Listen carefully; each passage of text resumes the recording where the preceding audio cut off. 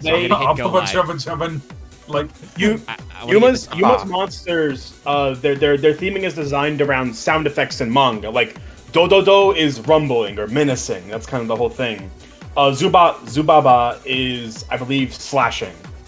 I forget what Gagaga is, but it's the same concept. Is it bang? Is it like for like the bang sound effect or something? Maybe. I forget. Because it's like cowboy and magician and girl. And samurai. Oh yeah. But okay, hi, we're live. Welcome to Fail Portrayal. We're yelling about Zexel. And child, so I guess one of them is called Bang Child? Who's child? Okay, that's in there. I don't think that's against TOS, right? Oh, it just sounds dumb. No, we just need to isolate that specific bit. Yes, the English SFX, it is for shooting small weapons. Or so pow. it is bang. Yeah. Pow or pow. Yeah. Pow pow bang So bang. basically, what you're saying is Yuma's archetype is just Batman sound effects. Yeah, but that's like if you ever read a manga, all of those characters are just rumbling around characters are sound effects that you're supposed to like hear in your brain, but because most people can't read kanji or romaji, they don't get that. And it's kind of why you translate it as like bang, boom, like it's why they usually just straight translate it for people to get the idea of what's happening. All right, so chat. Yeah, but some of the cards go too far. Like, what was it? Zubaba Bansho Gagaga Coats. Well, I think is a card. That's I know the Bancho Coat. I know Bancho Coats, but Zubaba Bansho Gagaga Coat is just them playing on the fact that, well, okay, we screwed up, we messed up, and decided to make his theming like 7 different archetypes. So now we have to make cards that have 7 archetypes in their name. Yeah, that's their own fault for being like, we're gonna do a funny haha thing. Oh, wait, that's not how cards work. Oops. We broke it. Heck. Oh, great. Yeah. Well, I can say fuck now. It's been 2 minutes. Yeah, fucked it up. They fucked it up. Okay. Hi. I am not currently seeing any chat responses. I don't know if that means people aren't chatting yet or if I am having a problem. But neither OBS nor YouTube is exploding, so that's better than last night's stream. Hi, welcome to Fail Portrayal. We are doing about Yu-Gi-Oh cards and art and stuff. We are Sex Bomb, and here we're making you think about death and bad stuff. Yay! But is that girl also a dude? But in case you can't tell from the bed image I'm using, or from the fact that I am playing the best of 5D soundtrack, we're doing dragons. Yeah, or the thumbnail. We're doing the Signer Dragons, which is part of 5D's incomprehensibly dumb plot. Yeah, but because going fast makes us feel alive. Yes. And we're kind of doing this to celebrate the fact that tomorrow we will be recording our first episode of Progression Tournament, where we actually are in the 5Ds era. I have new graphics, new music. 5Ds nuts. And everyone's gonna ban Red Dragon Archfiend. That's what the card's called. No. The card we're actually going to ban is Nitro Synchron. I'm looking at Prisma, the card we're banning. Hey, I might actually get Prisma banned with this deck. No, don't ban Prisma. I need him later. I need him to send Red Eyes and summon Skulls to the graveyard. I bet I will veto it. No, I'll just debate with you about whether or not you should be banning Prisma and not the problem card you're fusion summoning with Prisma. Okay, so we're not. I'm not going to get into the discussion because we do want to review the cards. For now. But, that's for when we actually ban cards. A veto on a ban happens if the ban is like that. I don't think vetoes should happen personally. But that's well, Dallas, that's why we have the veto, because you don't think they should happen, which means that you can hold us hostage. And Omega's political philosophy is he refused to be held hostage by process. So I have the secret eject button gun. What? If democracy breaks down, I have break glass in case. Negotiations have failed. Well, I'm saying, I don't think Prisma would be a card like that. I don't know it. Like, I would be disappointed, and I would try to talk them out of it. But if their ban is Prisma, their ban is Prisma. You know. Because the thing is, like, there are other cards. I don't. Okay, okay. There are other cards. I do have like, the chat. It's just not loaded. Hello. Because even cards that people don't Hey, want. Moth. Like, Yeah, what is the right. veto for? I'm curious. Okay. Honestly, I think that was Axe just trying to speak up. In a non-meme way. So Like, the veto rule is if somebody makes a ban that either like somehow fucks up the entire format, or like if they ban some nonsense common card that only exists to piss people off, like Poly, the hypothetical polymerization ban. There's no reasonable reason you should be banning Poly. Don't do that. okay, That's so dumb. it's not like if I ban Regeki. No. We can debate whether or not we want Regeki to be banned, but it is a card that's been banned and been limited, so I think it's fair. It's just like, if you're gonna crash the format with no survivors and cause us all to, like, do something nonsensical, or if Like, I do a concerted effort to pull a Konami and ban every tuner that exists. or if you somehow, like, ban a card that doesn't matter, so you waste your ban or something, I'm gonna be like, no, ban a real card. I don't care if I get upset. I would prefer you Honestly, use the I mechanism. legit think the only card that is actually, like, format crash ban worthy is polymerization. Poly is the big one. That was the hypothetical. I Yeah, wrote that rule, MLB, or actually any sports organization style. I wrote that rule when Vesper posited the hypothetical.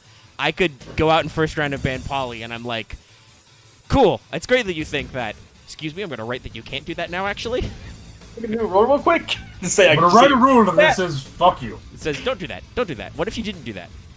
Like, I banned I was tuners. never actually going to ban the card. It was just me being me. It was No, me but doing my when you say that you would or could do that, you make me think, oh, heck, people can do that. What if they can't, then? Yeah, like it goes from I joked about it, but like someone might do that though. Someone might actually. And then Also, it was someone's having a much bad like enough day. much like how we all decided to do an unwritten rule and executively ban Fiber Jar when we went to matches, when we realized the two people in finals both had FiberJar in their deck. Yes, and no. it could have Honestly, been very bad. I think that is if I a could good get it off, emergency I would have ban. actually Like, not died. The thing is... Yeah, but we the would have thing- played that game forever, Axe. But also, the two Fiber Jars go back and forth forever. Yeah, That's fair the enough, problem. It's a card that it Like- could have gone forever, which was bad. Like, the problem isn't Fiber... Like, I know people don't like Fiber Jar, but the problem on itself isn't Fiber Jar.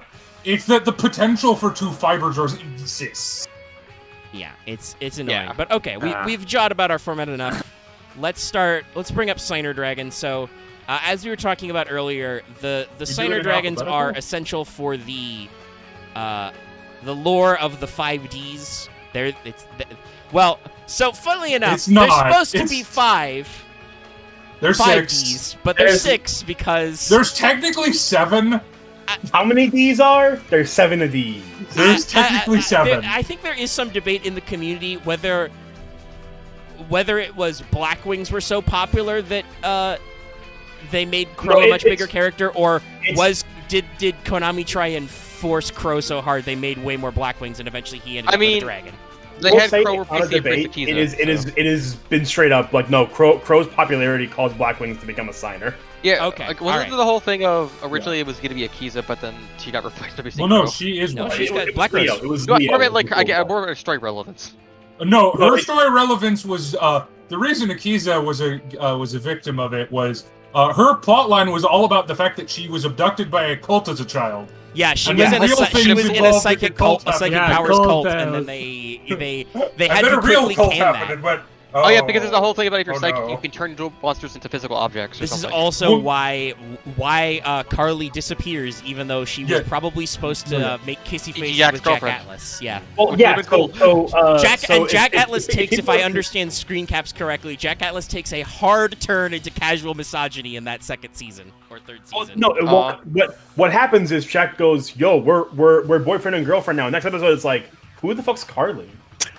Well, I do believe. Aw. I think this was in reference to Akiza, but I've seen a screen grab of where the subtitles are translated as "Women don't have a place in duels." Now that could I just be think him that was being in a macho that man, was a reference. That was a reference to Carly because she didn't know how to duel. but also like her deck it's sucks. one of those things. Yeah, but so they're vaguely important because there was actually I don't know. I put Stardust up because he's first. Should we actually talk about the Crimson Dragon first? Oh, Should can I we, bring should up we what- do that first? All right. I maybe kind of okay, release- I would only say what? Stardust here. It just I don't really much to say about it. It just looks like a dragon, I guess. I mean, there's stuff to say about Stardust, but it has some cool effects to it, I guess. Well, It No, looks but- like but- an. Yes, Vesper. Sorry, you can go.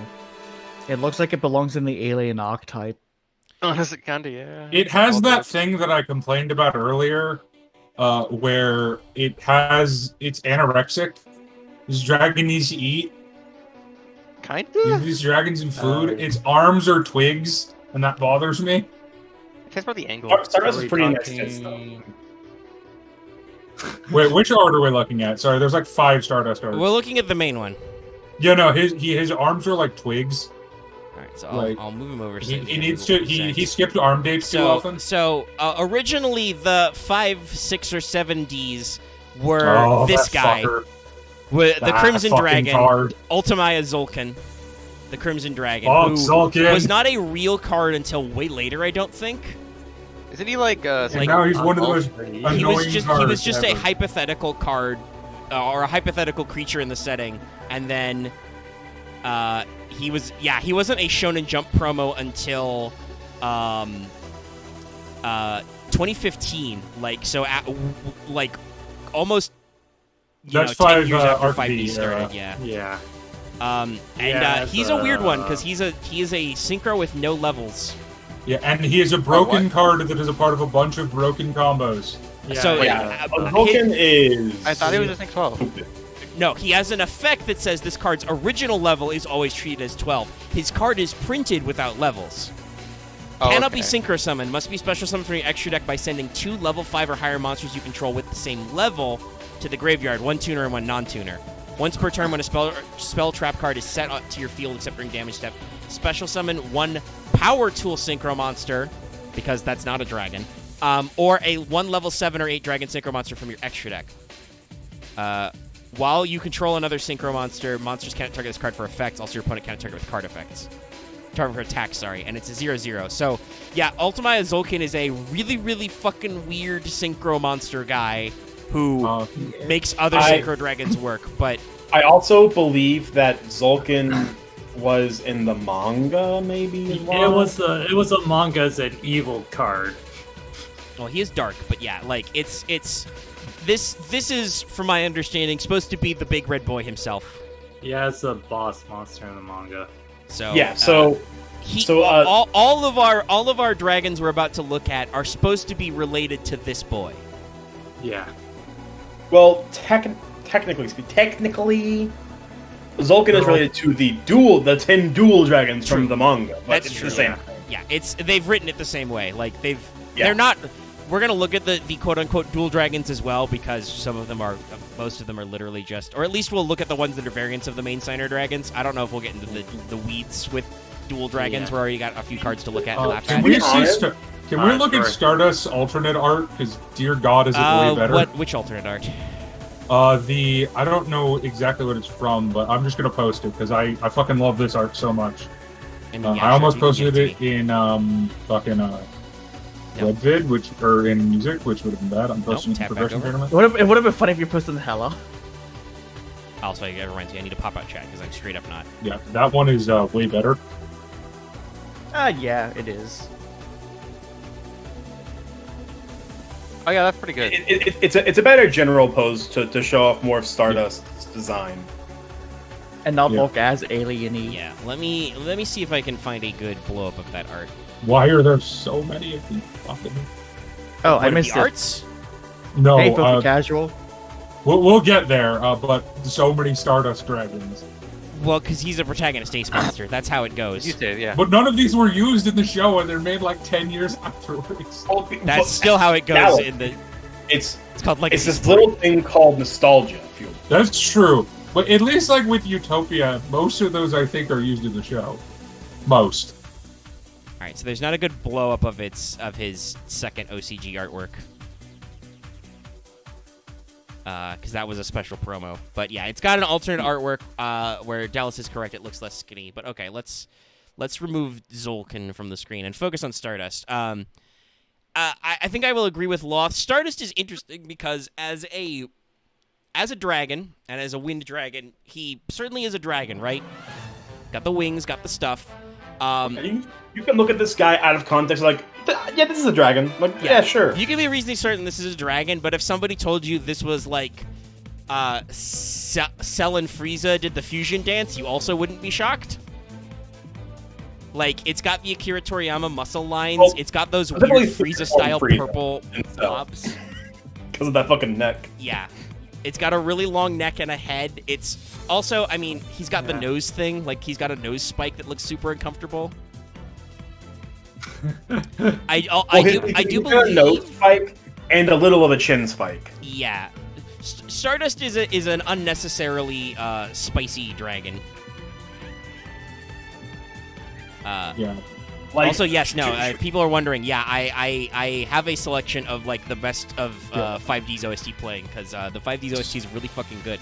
Stardust is probably my second favorite. Masaaki insert song.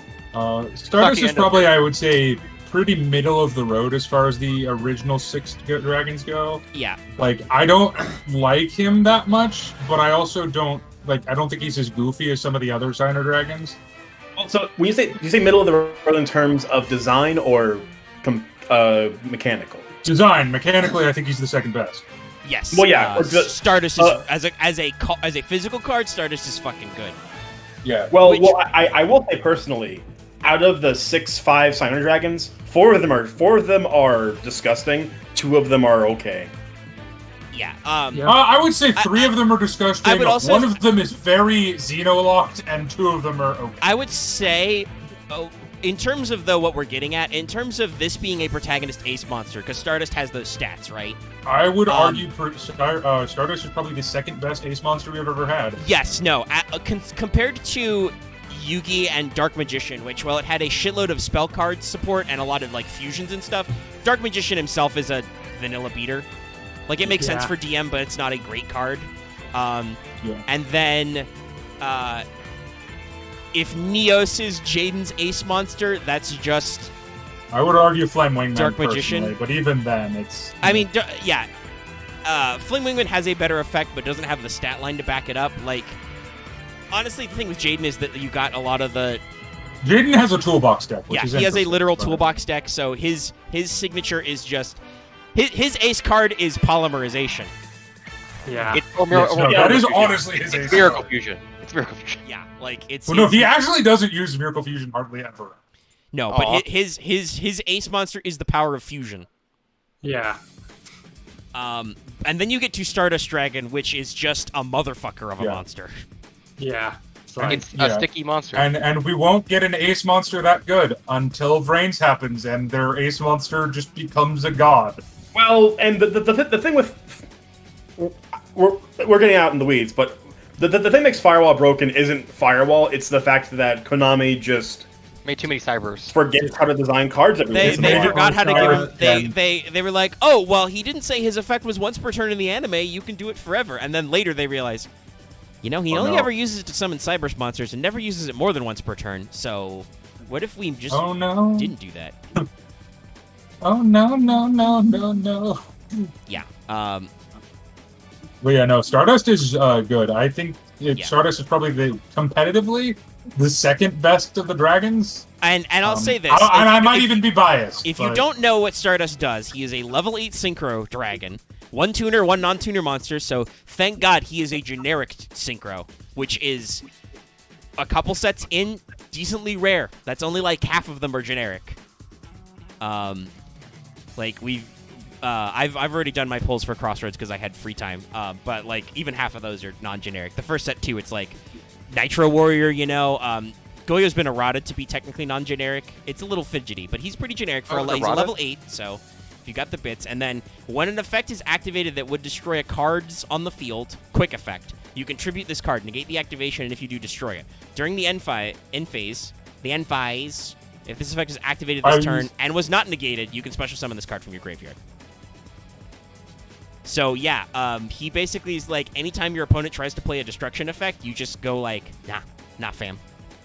And then he comes back. Funny. It's pretty baller. Recursion. Yeah. Like I said, I think aesthetically there's a couple of stones to throw. Like the Frieza bits are a little weird. Yeah. Why is From a his design point, tail like a like- quad spike thing? Like like, I think he's got a few too many spikes and Like blades. he is very generic in the design perspective. Like he is not in goofy tier of some of the other standard dragons, but I also don't think his design is very good. He's a little Sorry, I He's- had Goofy T and I just immediately imagined just he's a goofy. little over designed. Like I Yeah, mean to be fair, I it's guess- go ahead, Marth. Okay, I guess in terms of the design thing, it's just like, hey, this is the main character's monster, pretty much in design. Yeah, pretty much.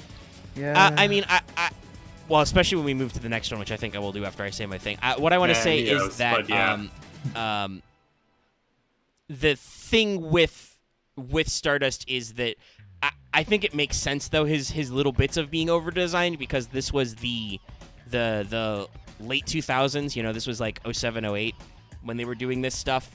And absolutely that makes sense for the aesthetics of the time, though. I think like all these extra spikes and stuff. Like, yeah, no, you can have spikes. Spikes are fine. So Yeah, let's it's not plasma tier.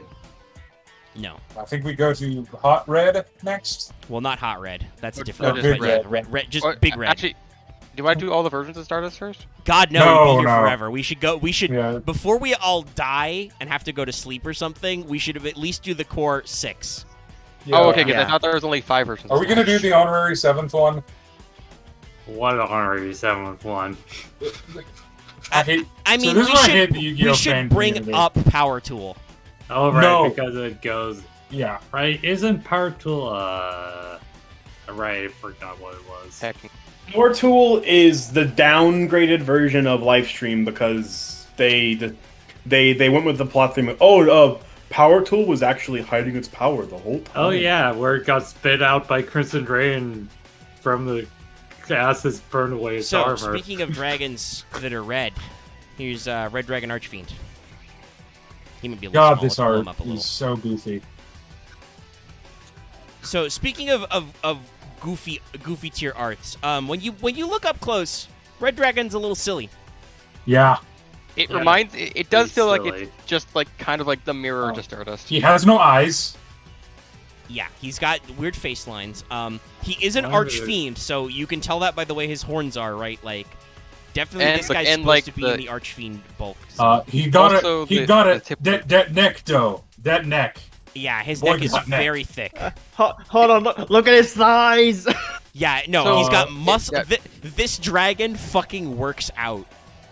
This It- dragon it- is an Amazon. It could crush your head in between its massive thigh. It's a situation of like even to like the tip of the claws and the spikes on its shoulders is that like it's very much archery because I can literally see like someone's skull was turned into a black dragon. But not Black Skull Dragon. No. But yeah, no. Red Like I think for calling it an Archfiend, I think Red Dragon here does have the appropriate like level of comparison. It's not the worst design, but there's a couple of choices that are just like, all right, that's a little silly. I also Yeah. can never get rid of over the background of how dumb the fire looks. Like, why is it that shade of orange? Yeah, there's a weird Photoshop filter they just threw over the backdrop. Yeah, they tried to make it look dynamic, God. but not. But Also, I he think has the black Destiny- and I think the black and red does look. nice. Shout out to Kaylin in No. chat. I hope I pronounced that correctly.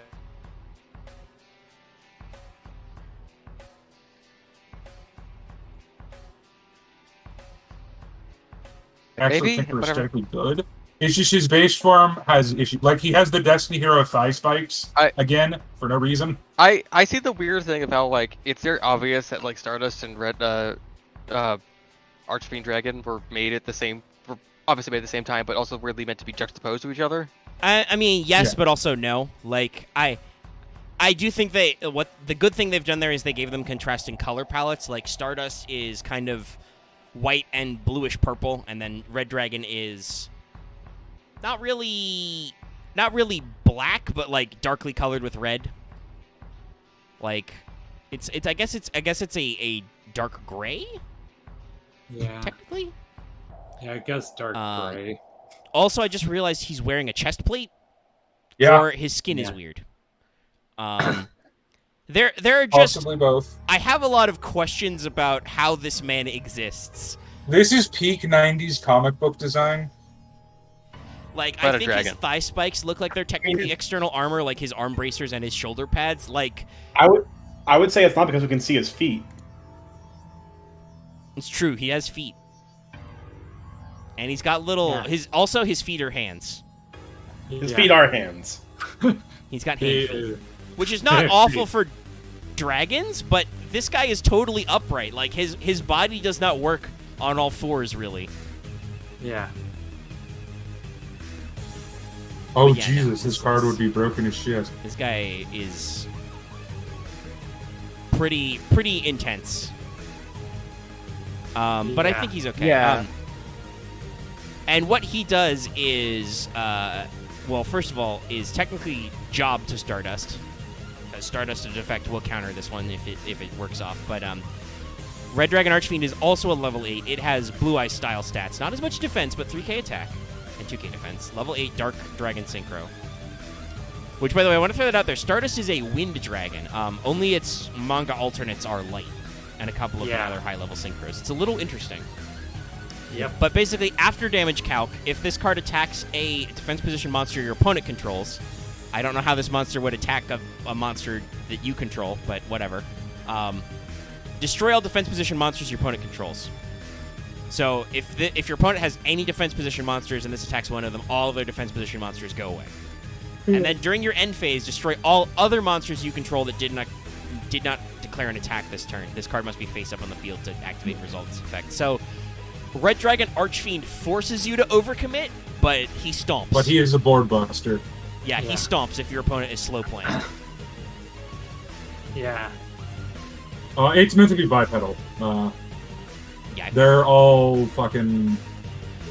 I think they're all bipedal except for one. Asian Fairy Dragon, which is more Well, self-contained. Two of them don't have arms. So... I guess they're technically all bipedal. But Oh god. I just imagine this thing strutting towards me, just like three of them don't have arms. I don't forgot think about one. His big Designed serpentine specifically. squiggly body just strides forth. All right. Oh god, they sound like Fafnir.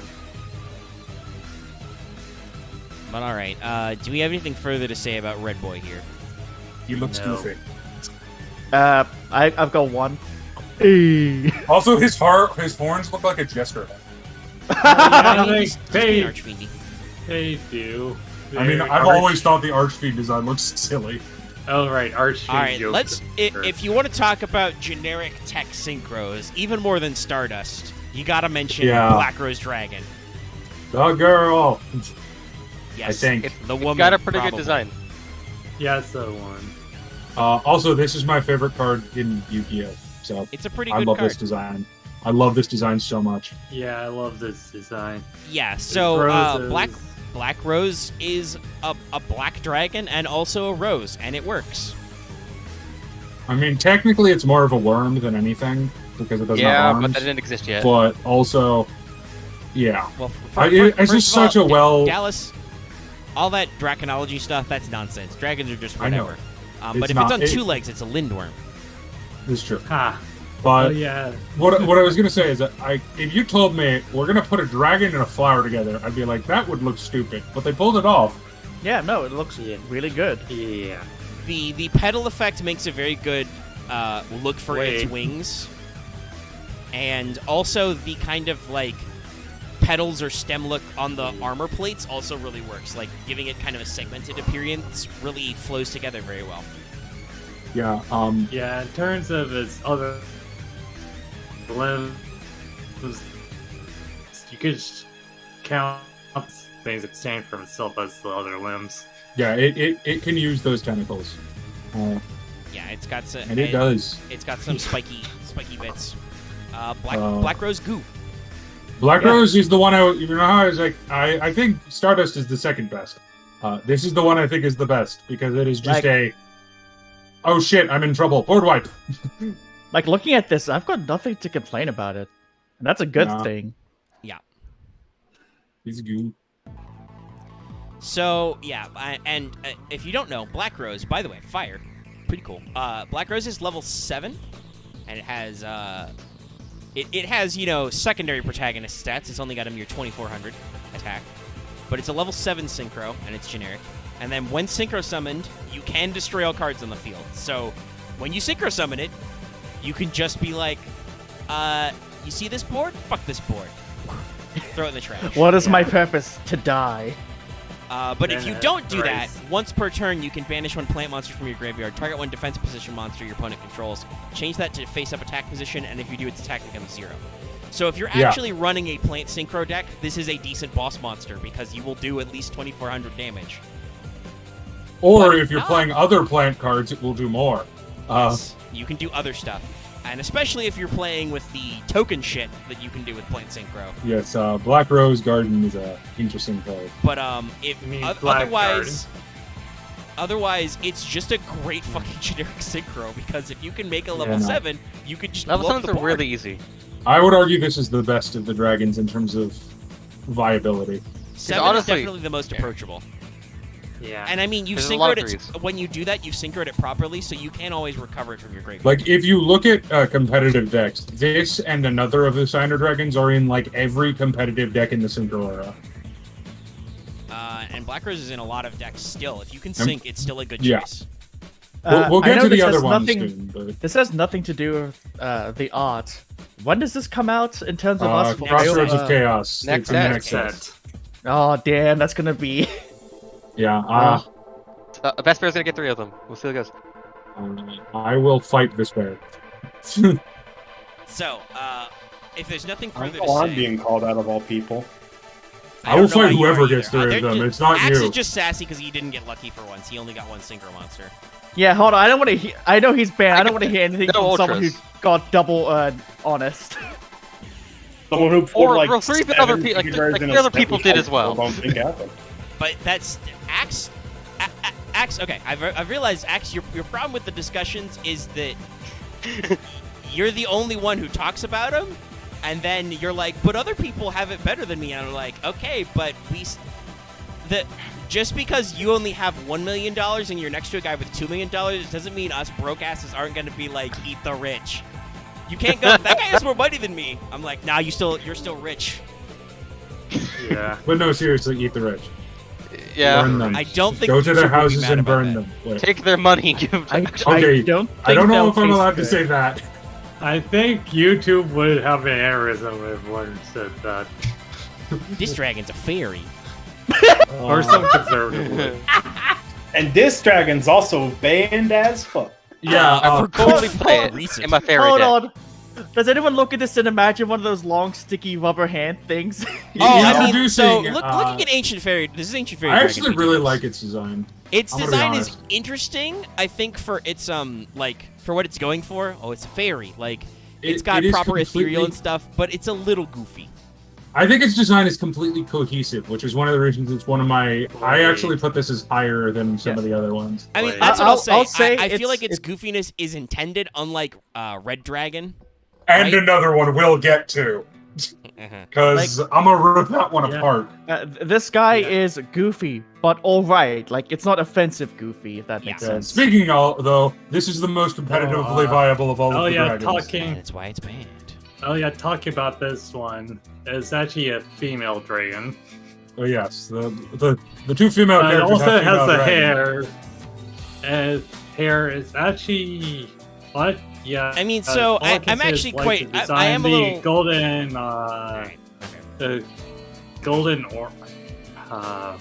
blah, attachments or dormants. Anyway, nice. I'm not familiar with 5Ds yet. I'll have to watch it because its OST is such a banger. But You really First don't. season. all right, Dallas, well-known 5Ds apologist. When have I ever been a 5Ds apologist? For a long time until you actually watched the second arc. Or No, third arc, or no. whatever. I have defended the. Wait, when have I defended 5Ds? No, I'm genuinely curious. I'm a lot, GX actually. apologist, and I will embrace I that. think You and Axe he are only the people in my defended- mind who are like, no, 5Ds is cool. I'm like, I don't No, know what these no, other I- seasons. I could have sworn I that have was never Axe. liked it. Only yeah, no, seen that's the first Axe. half of- That's yeah, I've Axe only is seen the the first half fair. I have 5Ds. never liked. I mean, Axe I know is also a diehard, but no, like, I've never liked 5Ds. It's my yeah. childhood. Yeah. I like the It's not first great. arc. I like the first arc, and that's it. Same. I mean, that's still more defense than I get out of because there are some hardcores who are like, don't watch any show that's Well, not no, original. the opinion I have that you probably know that I hate is I hate Duel Masters. I just do. I don't like it. I like Battle City, and that's about it. To be fair Sorry, to most everybody. people, there's way too many filler arcs in the original. Oh, you but- you mean Duel Monsters? You said Duel No. Masters. That Yeah, went sorry, down I- the show.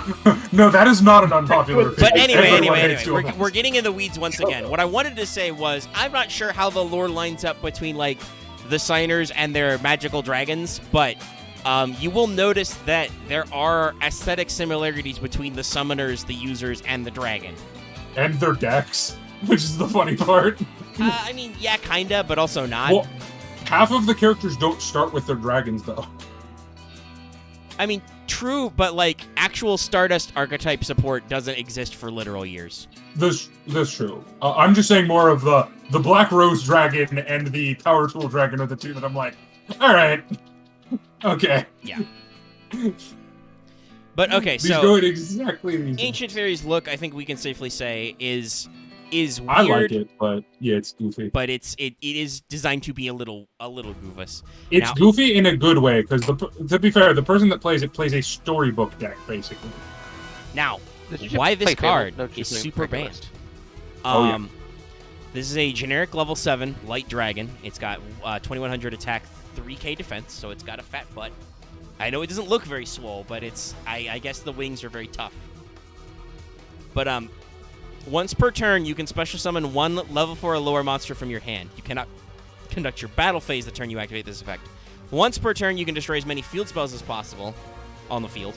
And if you do, gain 1000 LP, then add one field spell from your deck to hand. So this is a terraforming that gains you life and has a free special summon, Yeah. which, by the way, It is did- a soft once per turn. Here's the thing: it Soft. didn't get stupid broken until the Link era, as someone pointed out in chat. But it was a deck staple once, like halfway through the 5Ds era. Every archetype just had a field spell.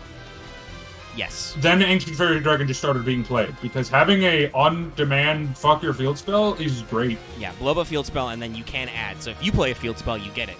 and you probably do.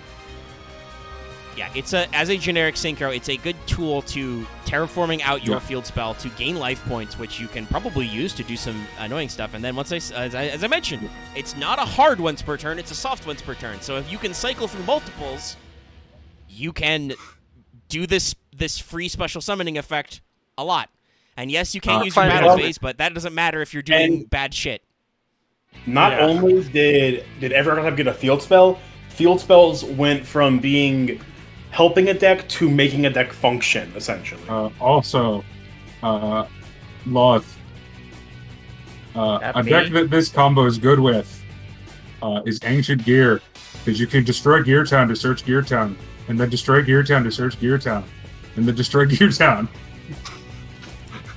Yeah, but again, knowing my luck, am I ever gonna get this fucking thing?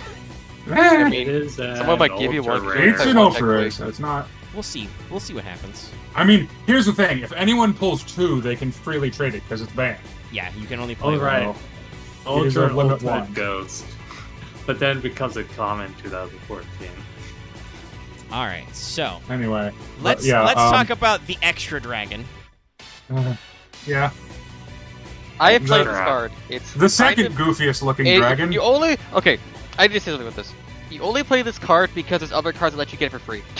I mean, yes, and I hate those cards, and they shouldn't exist. Oh no, this is the goofiest looking We one. needed Never to mind. It is. We needed to Big chicken, shill got to shill Blackwings really bad.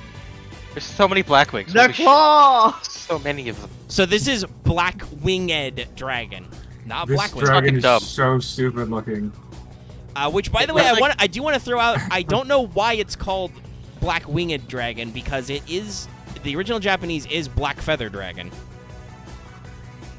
Chicken, So chicken it's- at ice, chicken, chicken Oh, at The nice. ice. thing is, because that Black Feather is what Blackwings were called. So it was like a he's called Black Feather Dragon, but if I remember right, let me pull up It's called Black Wing Dragon. Yeah, and I just mentioned it. In the TCG, he's Black Winged Dragon. which I believe but- still works. I'm gonna be honest. Blackwing is a better name than Blackfeather.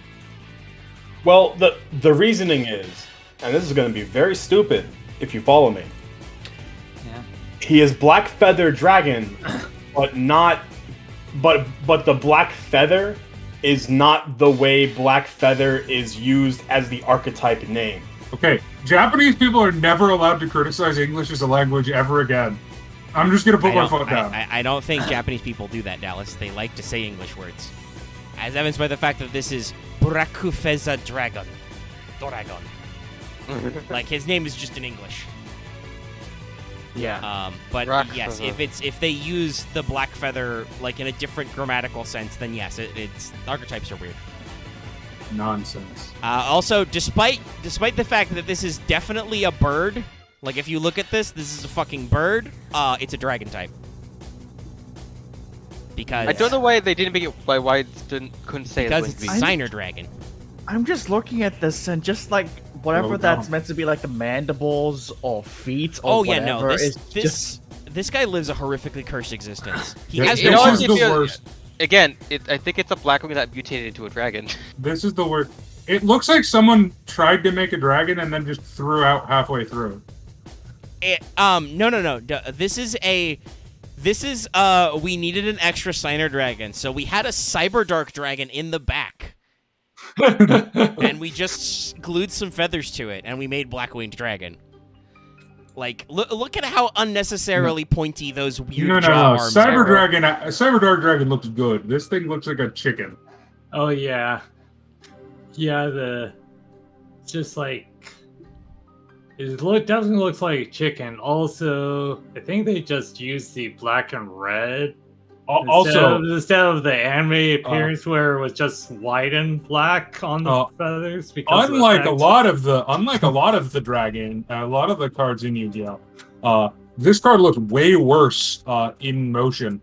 Yeah. Oh, yeah, it totally. does. God. Well, also was I'm it? gonna post a picture here because it's one of my favorite shots from 5Ds because of how dumb it looks. Was 5Ds when they started using more CG models for monsters? It was closer to late Zell and Arc 5. Behold. So I think they partially use more CGI models and Bonds Beyond Time. Chicken on ice. Yeah, that doesn't look great. No. No, it he- doesn't. Oh fuck! What's that one guitarist name? He looks like Slash. Yeah. That's funny. But yeah, so it can't be seen on the chat, but essentially the only thing that stops Blackwing Dragon from being a Blackwing is that it doesn't have the BF in its name in Japan. Okay, so they abbreviated BF and then explain that that's Black Feather, and whereas Blackwing Dragon is not abbreviated. Yeah. Yes. So it is just one word rather than being abbreviated. It's really weird. Because normally on cards it would be BF, then have the Japanese text right on top of the BF, kind of like how you see in Noble Phantasm. Huh. Yeah, and Wait. Yu-Gi-Oh does that a lot. We talked about Vesper was trying to go down a rabbit hole about DD and also DD and then also DD, because apparently there's 3 ways that's written in the OCG. So, The sorry, just Japanese looking at this language is image you put insane. up on stream, I mean, and yeah, Dallas's jokes about this being ultimate chicken. Just talk about rocking out with your cock out. You know, this is just like I've been saying it over and over again, but I just can't help think of that fucking scene from Aqua Teen Hunger Force. It's just chicken at ice. Oh yeah, At Dallas, I chicken. added you in progression chat. Yes, no. Yeah, it's so goofy. Are there any yeah. alternate So versions of Sorry, this art Omega. that are better? Probably not. No, I don't think so. I'm looking at no. So yeah, this unnecessary dragon, this shill dragon, we can say it. We know what's up. He's a level 8 dark dragon synchro, 2800 attack. So a enhanced boss monster for a secondary protagonist. You know, when you get a couple seasons in, it's generic, 1 tuner, non-tuner. If you would take damage from a card effect, place 1 black feather counter on this card instead. This card loses 700 attack for each black feather counter on it. So obviously, either this was an anime-only effect to get it of a very specific duel, or we were concerned about burn damage. Or both. So It was an anime effect. another Anime thing too, duel. I'm looking at Blackwing Dragon. Apparently, he was first shown off in 2 episodes, and then again, but had different effect. And they just went, They used don't worry both? about it. What? So it's got a second effect. Once per turn, you can remove all black feather counters from this card, then target one face-up monster your opponent controls. This target loses 700 attack for each black feather counter you removed, and if it does, inflict damage to your opponent equal to the attack lost. So it's a negate burn turnaround burn card, which is very weird, and I don't know if that has any fucking thing to do with Blackwings. I don't think I ever actually used this effect. No, it's bad. Like, this card is bad. The only reason it's ever played is because of another card that's good that Because uses Blackbird Close is just a good card. it. Yeah. Yeah. It's legitimately played because it makes Blackbird Close better because it gives you an extra body. And I don't like because that it card. lets you get it for free. Yeah. No, I that think card is mean. I don't. It also is a hand trap for some also, reason. I'm pretty sure that's the only Signer Dragon that has a card like that. That's just, hey, don't do that. And also, well, that's not entirely I mean, true. Stardust is the card like that, There is technically. I think there is actually a Stardust card, but it's got way more strict requirements. I think it has to like destroy like 3 targets or something. No, there's also bring in a free there's also a Stardust? card that is technically not officially a Stardust card, but it's basically for the Stardust Dragons. That is, Okay, if you have a synchro that's synchroed with a synchro tuner, you have a Scrap Iron Scarecrow negate. No, there is a Stardust card that cheats out Stardust, similar to Blackwing Close. It's just way more specific. I think like Starlight Road. Yeah, Starlight Road doesn't that require you to blow up a Starlight couple of Road. cards? It So, requires your the- opponent to try to blow up a card, and then you use that to negate. Also, the reason Blackwing Dragon stops burn damage is because when he was summoned, Crow was playing against the guy who played a burn deck. Yeah. Okay, so Starlight Road has to your opponent has to be destroying 2 or more cards you control. So yeah, it's not as bad as I thought it was, but it still requires a little bit of. If your opponent's just MSTing or popping for 1, you can't Starlight Road. Yeah, no, but no, this card is bad in every other way that doesn't involve Blackbird Close. I don't know how else to put it. Okay, It's like, I honestly think this card is worse than Power Tool Dragon, which is saying a lot, because Power Tool Dragon is also bad. Power Tool Dragon. Power Tool Dragon is designed for a very particular kind of strategy, which isn't bad. Speaking of which, it is designed around Morphtronics too. Blackwing Dragon is not designed around Blackwings. yeah, that's No, the thing. Black- Blackwing's Dragon has no relation to Blackwings other than that Crow needs a dragon. So, bad card, it should feel bad. But let's pull up the last Well, 2. Let's I pull up mean- Power Tool of the core ones anyway, and then Life Stream. Because they're related. Yep. Oh, yeah, right. Yeah, Livestream Dragon's a card that can never be printed. I've never actually, I've ever. actually know what the fuck is like Dragon's whole thing.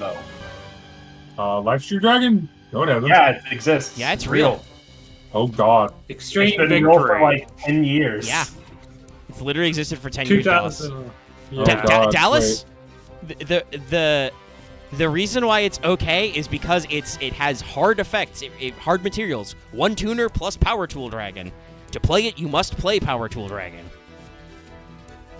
Yep. It also doesn't do the thing it does at all. Oh, okay, so it doesn't And have the there's anime no- effect. Got it. Why would it have No, any of that? There's Omega, no the synchro, anime effect is change all the synchro, levels of synchro monsters. substitutes. Yeah, no. Like the fusions. anime All effect right, is guys, don't all change talk at all once. the Calm levels down. of sorry. The anime effect is change all the levels of synchro monsters to whatever. So in the Xyz era, that's just not okay. Oh, well, yeah. I mean, then you would have been no. Yeah, Those are no. different effects. Livestream Dragon is just. Banishment Equips will stop this thing from being destroyed. Yeah. But it's also Alright, a tuner. He's gonna get snipped. Yeah, he's getting snippy snip. It's I can't enlarge them to be the same size without losing something. It's very pixel perfect. But okay, so Power Tool and Lifestream. These are technically supposed to be the same dragon, kind of, even though the proportions don't fucking work. At the very least, you can see it. Yes, but they it's have very- a similar very body minor. shape. The idea that Lifestream is just wearing Power Tool Dragon as a suit is literally not possible. Fuck you. But they do have a similar design aesthetic where I can see how one would be linked to the other. Yes. Honestly, it looks like Lifestream Dragon got killed, and Power Tool Dragon is his Terminator from the dead. Kinda, yeah. I think that's technically whatever it was, really. Look, the lore of 5Ds is dumb and bad. All I know is the Red Dragon will fight an unknown number of Earthbound immortals.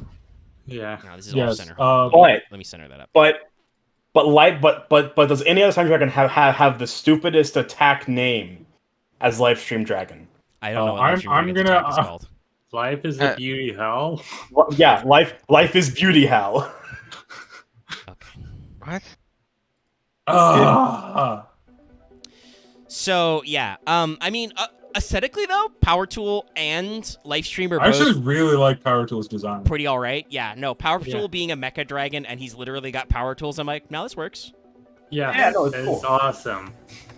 It's pretty cool, especially considering this is, has synergy with Morphtronics, and then Lifestream is just, hello, I am Dragon. I look like that guy, but I'm Dragon. No, it's fine. Hello, I look like I have a medieval The bunker, fingernails on his pile offhand are a bunker. little weird, but like, it's perfectly functional. Well, I think the fingernails are supposed to go with the fact that he has like a giant shovel claw, thing on his The other Shovel arm. Claw, yeah. Yeah, no, they're making the things line up. It's a little goofy, even so, but still, it all works out to make their aesthetics line up. Like, But neither now of we these get is to really go to worked the... up. Omega, now we have to go to the best arts. Well, let's talk about what Power Tool and stuff does, because Power Tool is another right. tech card that's really good. It's... I also think I wouldn't say really good, it's good in its specific decks. I mean, it's very niche. It's good if you play equip spells. People still play equip spells.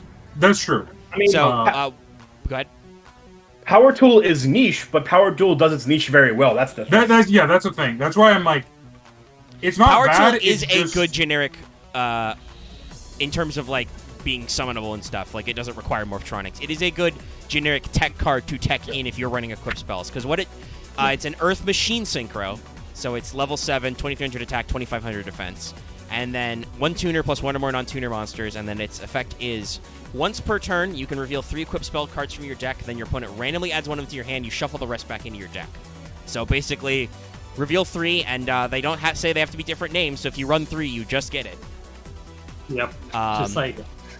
And then if this card would be destroyed while equipped with an equipped spell, you can send one of those cards to the graveyard instead. So it's got a level of protection, and if you can run 3 copies of an equipped spell, you can just get it. This makes a lot of decks work, and it's a generic synchro you can go in into. Morphtronics, I believe this equip spell of choice would be 3 copies of United We Stand. Probably. I think that's one of them. I think... Was it another? Now... Well, United at the time of Power Tool's release, United We Stand was limited. I think it was like Power Tool C and D. Yeah, he's got a specific equip spell. Now, I want to throw this out there. Lifestream, now obviously, if it had its anime effect or whatever, it would probably be too broken, but as it is now, Lifestream is arguably a very bad dragon that probably needs a retrain, because I would like to list to you its stats. Lifestream Dragon is an Earth Dragon, a level 8 Synchro. It's also a tuner who's level 8, which is funny, but not very useful. Well, the idea was it went with the anime effect, so you made the 5, you made the 6, you made the 5 or 6 whatever fucking tuner dragons level 6 to summon a 6 mat Quasar. Or you technically used it to get into Crimson Dragon. There's a lot of nonsense you could do, but anyway. Because technically you just get this in another Signer Dragon and you're good. You could just make a 6 mat Zeus, like just on the board. Well, yeah, that's why it doesn't have its anime effect, because Ixies weren't too far behind when this came out, or may have already been. It come out. It was 2011. When did They were around. But we're vamping. Anyway, yeah. What Livestream does in the actual card game is it makes both players' life points 4,000. Yeah. And it has built-in protection. Or if it will be destroyed when this card is tomorrow. synchro summoned, you can make your life points become 4,000. Yes, no. If it made both players' life points 4,000, it'd be good. You can take. What its protection effect is. You take no effect damage, period. So you're immune to burn damage. This was clearly a major plot point problem in 5Ds. If this face-up card on the field would be destroyed, you can banish one equip spell instead. Well, now, it does have pretty beefy stats. It's 2,900 attack, but its requirements are exactly 1 tuner plus Power Tool Dragon. So, hey guys, remember how Power Tool was 7? Mm-hmm. Yeah. So you only can need, use level 1 tuners. Well, which, to be fair, isn't that hard because glow up No, bulb that's a exists. decent one. Well, but in Morphtronics have shit levels. They're all babies, so it's not hard, but Yeah, still. but it's one of those things where for a deck, for a type of cards, right? Synchros get better the more level combos you can pull off. For something like this that forces you to have specific levels or use other level fixing, it's a little restrictive for an effect that's not that great. It could be worse. He could be like, there's another dragon that we're gonna get to later that has the dumbest summoning requirements ever. And to be fair, like if you summon Lifestream late game, like if you are below 4K life points, that's perfectly cool, right? Yeah. Especially because that's just whenever it's synchro summoned. But compared to other dragons we see, he's not nearly as competitive as most of the I'd say he's better than Blackwing Dragon. Probably. That's about it. That is about it, and we all know that Blackwing is a very unnecessary dragon. Well, yeah, and to be fair, being better than Blackwing Dragon is not that hard. No. I would argue that Magical Android is better than Blackwing Dragon. But what I want to say is that I don't know if it's time for 5D's nostalgia or whatever, but this guy needs a motherfucking retrain. No, apparently this is the year of Zexal for some reason. I believe it's an anniversary year for Zexal. That's why. Okay, that makes sense. And actually, that would make sense if 2011 was when Xyz came out. That would make sense why Lifestream doesn't have its OG anime effect, because they knew that was happening. Oh yeah, no, that would be with Xyz out. That effect would be so dumb. Because nothing about playing Xyz makes you not play synchros, basically. Oh yes. yeah, the anime effect is busted. No, the anime effect is actual disgusting. But if it had a hard once per turn ability to like change its own level because it is a tuner synchro, that could probably be passable. Or even if it had something like I don't know, you mean like Coral Dragon later on? We've kind of vamped for a long time on just the base ones. Yeah. Do we want to cover all the variants, or do we want to go we need to. Cool Dragon? No, we need to. I mean, the ones from actual 5Ds we can probably power through pretty fast. Some of them are nonsense. Some of them are not. We have to start with the best arts. Yeah, we have to start with the assault modes. I don't know if we'll be talking about them for long, but I'll make fun of them for a bit. We just need to focus on actually the cards. Rob Liefeld. We are getting a little in the weeds about the anime of 5Ds because Yu-Gi-Oh plots are never super great. 5Ds has the classic, oh shit, we've got a second season, oh fuck, we have to rewrite the entire plot. Yeah, and it's like, and unlike a couple of the seasons which fell off in like the last home stretch of like 10 episodes, 5Ds fell off in the second season right away. Well, yeah, because we're not going to go into the angle that everyone has heard of because no one shuts up about it, including me, including everyone else in this chat. But we've alluded to it several times. But yes, there was real life shit. They had to went rewrite off the rail. The moment the controversy happened, they had to toss out basically entire characters, like half the characters. They had to rewrite cultists into time traveling. Demigods, and now we have the Nordic people coming down from the heavens to fight. Yeah, so it got really weird. I do think there are probably still, because I've seen some clips, there's still some interesting moments, but the plot suffers from very clear, like, oh shit, we've had to drastically rewrite this and change side story. Like, you see this a lot with a lot of anime where, like, a lot of people know, for instance, Code Geass's second season was like, gee, we've really changed some of our tone, and we seem to have derailed some plot stuff. It's because they switched time slots and they, had to go through some rewrites. Also, Code Geass, unlike Code Geass, I do not think, some people do, I disagree with them. 5Ds does not stick the landing of the ending. The ending of 5Ds is dumb. It's very dumb. I don't know anything about the second half of the season. Yusei was Jesus from the future the whole time. That's really dumb. And also, synchro summoning is like nuclear proliferation and will die. Let me rephrase that. Yusei is Jesus in the future. Well, someone posing as Yusei is Jesus in the future. No, people consider him Jesus, is what I'm saying. And a dude pretends to be Because him and is like, of I'm the gene Messiah. Sequencing, splicing, I and whatnot. hate them. So these are the assault modes, aka Buster mode, as somebody brought up, which is also a known as very dumb bad mechanic. Rob Liefelding. Assault mode is basically just you use a spell trap effect on a synchro monster to get a main deck monster, which can only be summoned via the assault mode method to get out a chunkier version of your synchro. With maybe some extra effect. All right, Yeah. so Dallas may disagree with me. I kind of like Red Dragon Archfiend's armor. It's stupid, but I kind of like it. I mean, I think it's kinda like better than Stardust. his original design because it's going all the way. It's just going in. It's leaning in. Yeah, But that's the it thing, leans like- in because he's still Okay. got his super muscular I have a physique. problem with Stardust. Okay, with Stardust. let's finish Red Dragon really quick because Vesper brought it up. I agree. Red Dragon is leaning into his aesthetics. He already had the armor plates. Now they're just even bigger. They're redder. Now his armor forms a mouth, right? And I like that. Like it's bad, but it's Like- I don't say it's so bad it's good, but it's bad in the way that it knows what it's doing, Yes, but it's it not is caring about it. Red Dragon has Tribute. committed to the bit. He's committed. Yes. He is the wrestling heel now. Oh, yeah. Which I do appreciate more. Okay. But Stardust Okay. is All he's right, got extra Stardust. Konami orbs. Stardust. Why are you sticking your tongue out like that? Bleh. Oh, what the this fuck? is- Okay, yeah, why? Stardust. Also, Stardust what is is bad. this pose? His Yeah, knee is level with his mouth. He What is is doing perspective? he is squatting. He is doing a thrust squat. Oh. He's trying to do a 3-point landing, but he forgot his head is too fucking big.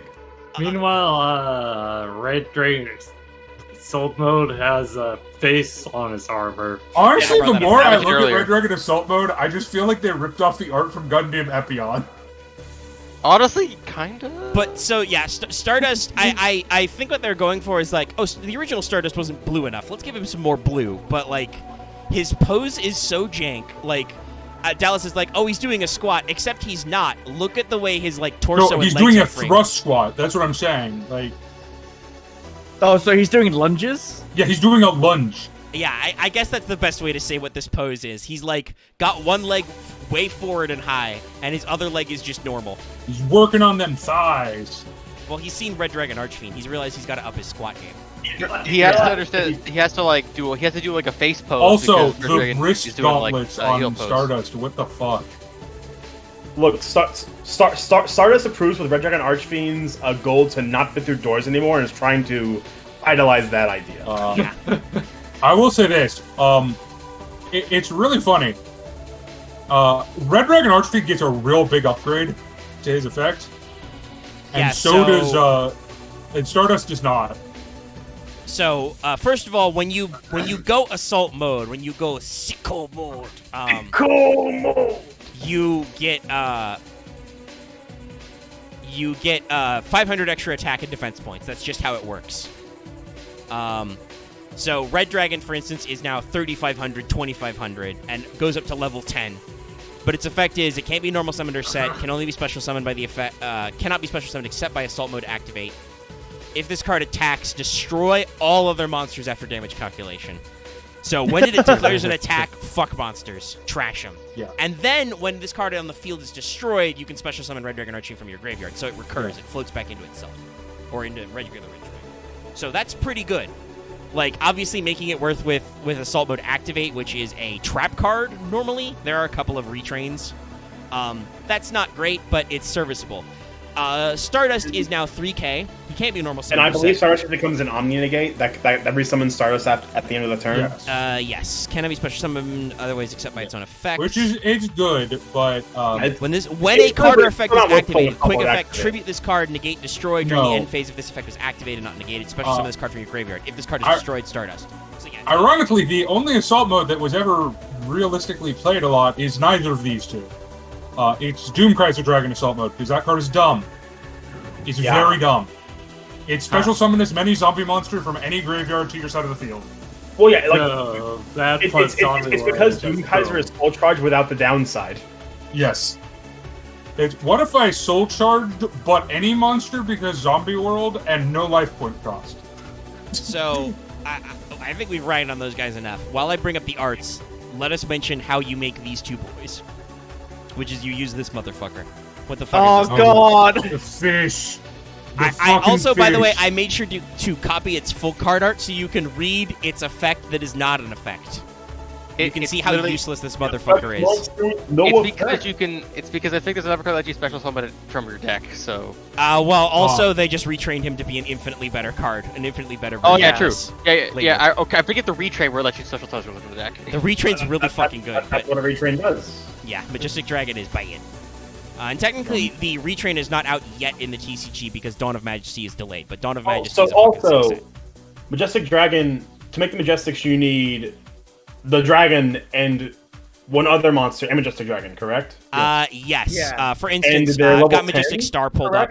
Yes, Majestic Star, for instance, is level 10. It requires Majestic Dragon, Stardust, and then a non-tuner monster. So you need an extra level in there. Stardust, or Red Dragon Archfiend, another level 1 monster on the field. To then go into Majestic. Yeah, these guys are bad. And you know what is generally not good? Level 1 monsters in decks that would use these cards. But also, if I remember right, both of the Majestic Dragons return to the deck after they're summoned. Yes. Correct. They Neos fusion themselves. They go away. Yeah, no, the Majestic Dragons are bad. I thought it was too good to have. I mean, they're what, like 4K bodies, I think. I looked away to get the fish art. 3,800. Yeah, 3,800, but Majestic Red is 4K. I mean, like, they're good. It's just they're good cards. The problem is if you're not an anime protagonist, getting the specific combo because you need 3 monsters to do this and it goes away is a little annoying. It's a little hard. And I do believe it brings back Stardust / Red Dragon Archfiend, so it's not Neos where you lose everything, but it still doesn't feel worth it. It's also a situation where they made trap cards to get out Majestic Star Dragon easier, and those trap cards aren't great. Here's the dragon you guys fought on the left. Here's the dragon you guys fought this week in D&D. I will say Red Majestic Dragon Archfiend is one of the worst arts in all of Yu-Gi-Oh! I really like I like Majestic Star. So Majestic Star, or Savior Star as he is, Savior Star. We had to change that. Not bad. Like one of Yusei's battle themes is blurring right now, which I do believe played when this motherfucker got summoned. So that's cool. But like this guy does look like Majestic Star Dragon. This guy does look like the guy you summon in the final moment. He bails your ass out and then bye. He just explodes into a rainbow. I don't know if it's the worst, but Majestic Red does look very derpy. He does. Also, it's the weird thing Ted brought up.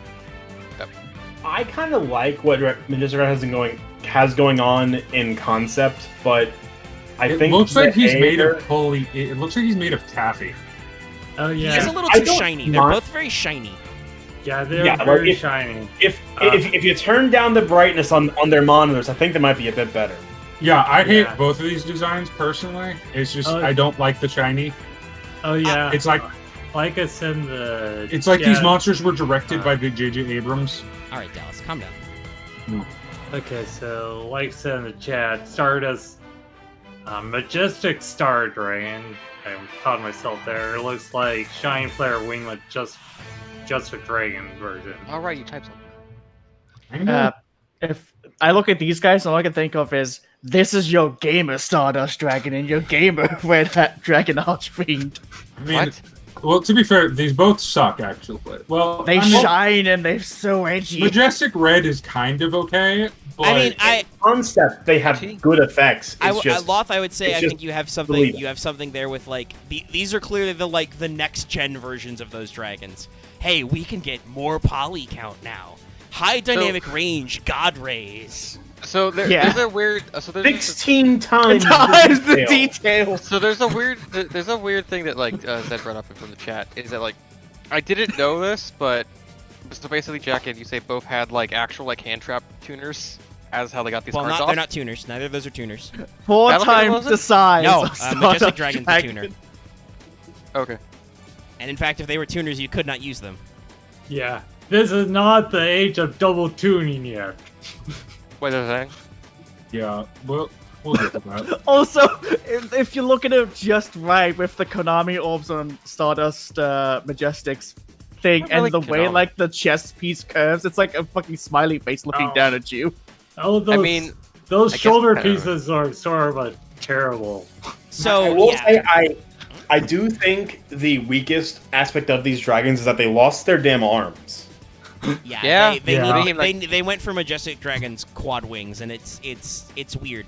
Also, while Red Dragon got to keep his toes, Stardust also lost all his toes. He just has sticks for feet. Stardust just has needles.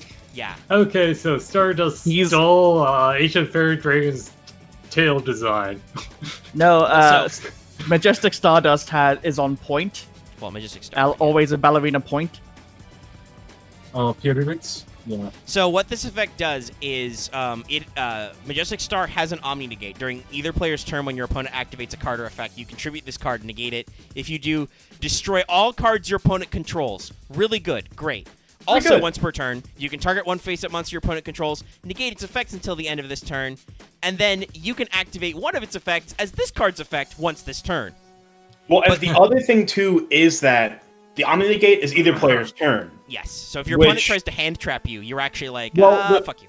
But the problem with it being either player's turn is that during the end phase, target one Stardust Dragon in your graveyard, return this card from the field to the extra deck, then special summon that target.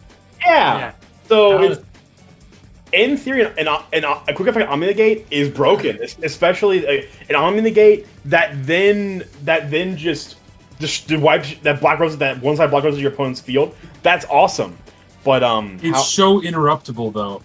Well, it's not. I wouldn't say it's interruptible. It's the fact that how you have to go into extra steps on top of extra steps. Yeah, the easiest way is probably to figure out some way to banish your own Stardust from your graveyard so it is not a target.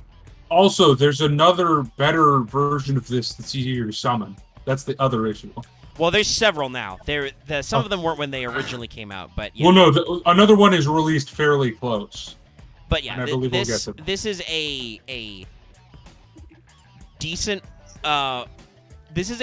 monster that is hampered by that last line of effect.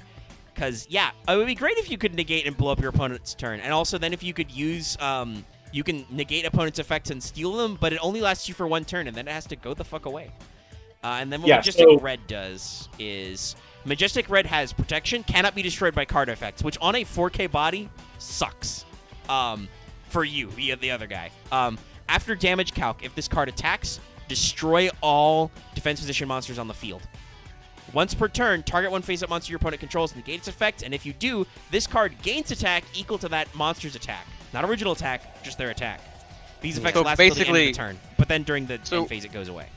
He's basically immune to everything except when you deep Dimension Prison it, because that just vanishes instead of destroys. So the thing with the Majestics is that you have to find a way to get the dragon out of your graveyard so he does not bounce back because the fact that they have to mandatory target the dragon first to return. So if there's no dragon in the graveyard, they can stay. But the other thing I would say is I would say Majestic Red is arguably better than Star Majestic because it has more OTK potential. It's already a 4K body that can't be destroyed by card effects, so your opponent can't like mirror force it or sack it or widespread ruin I'll say it. this: Red Dragon Archfiend saw some experimentation at like a competitive level. No one ever played Majestic Star Dragon. Yeah, it's because it requires Majestic Dragon plus Red Dragon plus a tuner, non-tuner monster. Sorry. But Red Dragon is like, if you get it on the board, the game is over. But hypothetically, Majestic Red Dragon is actually okay to just exist for one turn, because if your opponent has a decent enough body on him, you can just summon this guy, eat that guy's attack, and if they've only got 4K or less life points, you win the game, right? Yeah. Which, to be fair, if you're in the anime, always means you win the game, because you only have 4K max. Yeah, it's basically meant to be like the nail in the coffin. Yeah. You cannot destroy this monster. It negates one of your effects, and then it eats its attack points. So yeah, it's very spicy, but yeah, it takes a while. So let's see. Do we really? Technically, I don't think we need to do Malefic. I'm about to say, do we want to talk about Malefic Stardust Dragon is regular Stardust Dragon, but with some black paint on him. I feel like Malefic has their own thing. Could theoretically be their own archetype. Probably. We could talk about how dog shit they look. Yeah, we not great. just laugh at the palette swaps, but I don't think we need to go. could do. I want to do. Well, we could do Quasar because I love that art. Well, Quasar Shooting was Star? after shit like Shooting Star, Cosmic Blazer, Red Nova, right? Yeah, because first we had the Cosmic Synchros first, then we had Limit over Axel Synchro ones. Right. That concept would work in normal Yu-Gi-Oh. Well, because to summon a Limit over Axel Synchro monster, you have to achieve over top Clear Mind.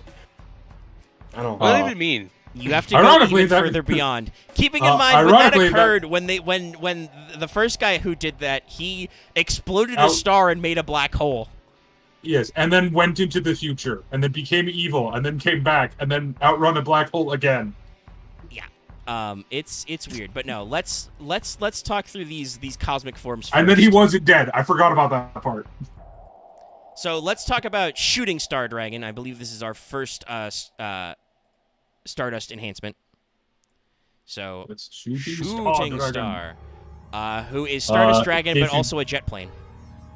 If you've been playing, if you play Duel Links, you probably recognize this man because You got a free copy of him. yeah, and also there's an ability that just puts a level 2 tuner on the field for use. Well, is it a tuner? It's basically.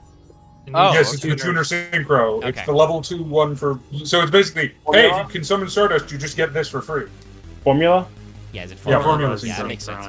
So, this, by the way, is what Dallas meant by a better one, because Shooting Star is also level 10, and he does require specific materials, but he came out in 2010, one of which was as a collectible tin, so this guy was pretty easy to pick up if you hit up your local Walmart. Also, that brings up and the Clear Mind the other placement thing is, stuff. too, Shooting Star has specific materials, fairly specific, but its first effect, I believe, was ripped from the anime where everyone said, "There's no way that'll be the effect. It's stupid," and then they did it. What was the effect now? Well, let's talk about the aesthetics. Does anybody have anything to say about Shooting Star? I here? mean, it looks like a jet plane. It looks It's better good. than base Stardust, I'll say that much. I like it better than. It's the first Stardust Dragon design I like.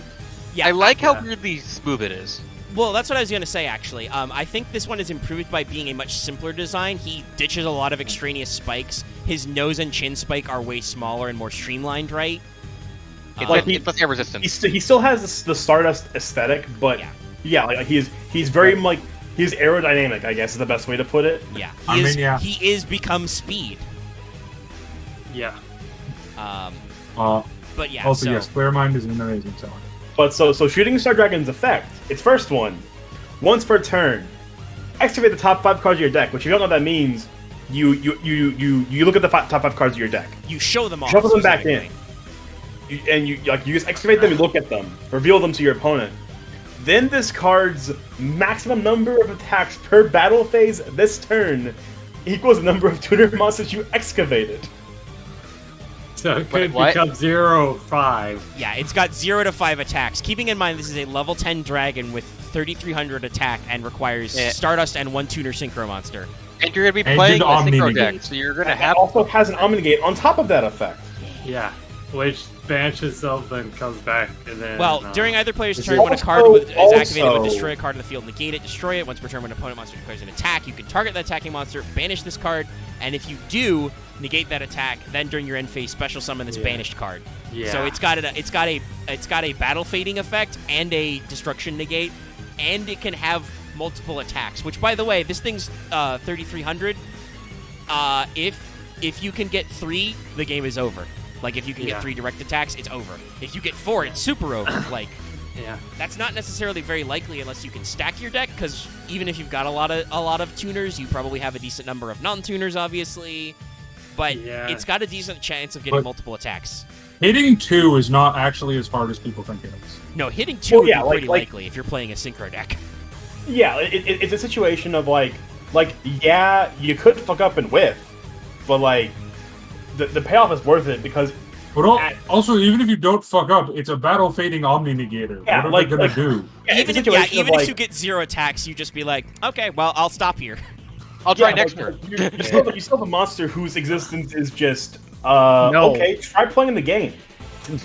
See what happens. Your opponent plays a card. Shooting Star Dragon is already there. Catches the card before they do that and says no. You have exactly a banishment card? No, you don't. Well, then we're not gonna sit here.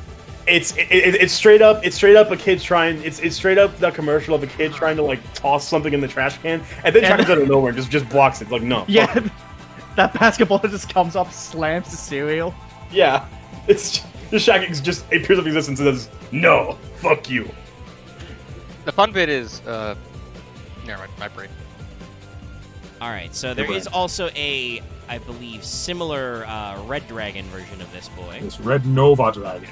Yeah. Yeah, Red Nova, and we also have another one that is way later. But I think Red Nova is I think we can probably talk about Quasar then Cosmo Blazer. No, Blazer. yeah. Because Cosmic Blazer was way later. How hard is it to get Shooting Star?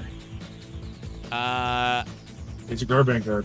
Yeah, it was in a tin first.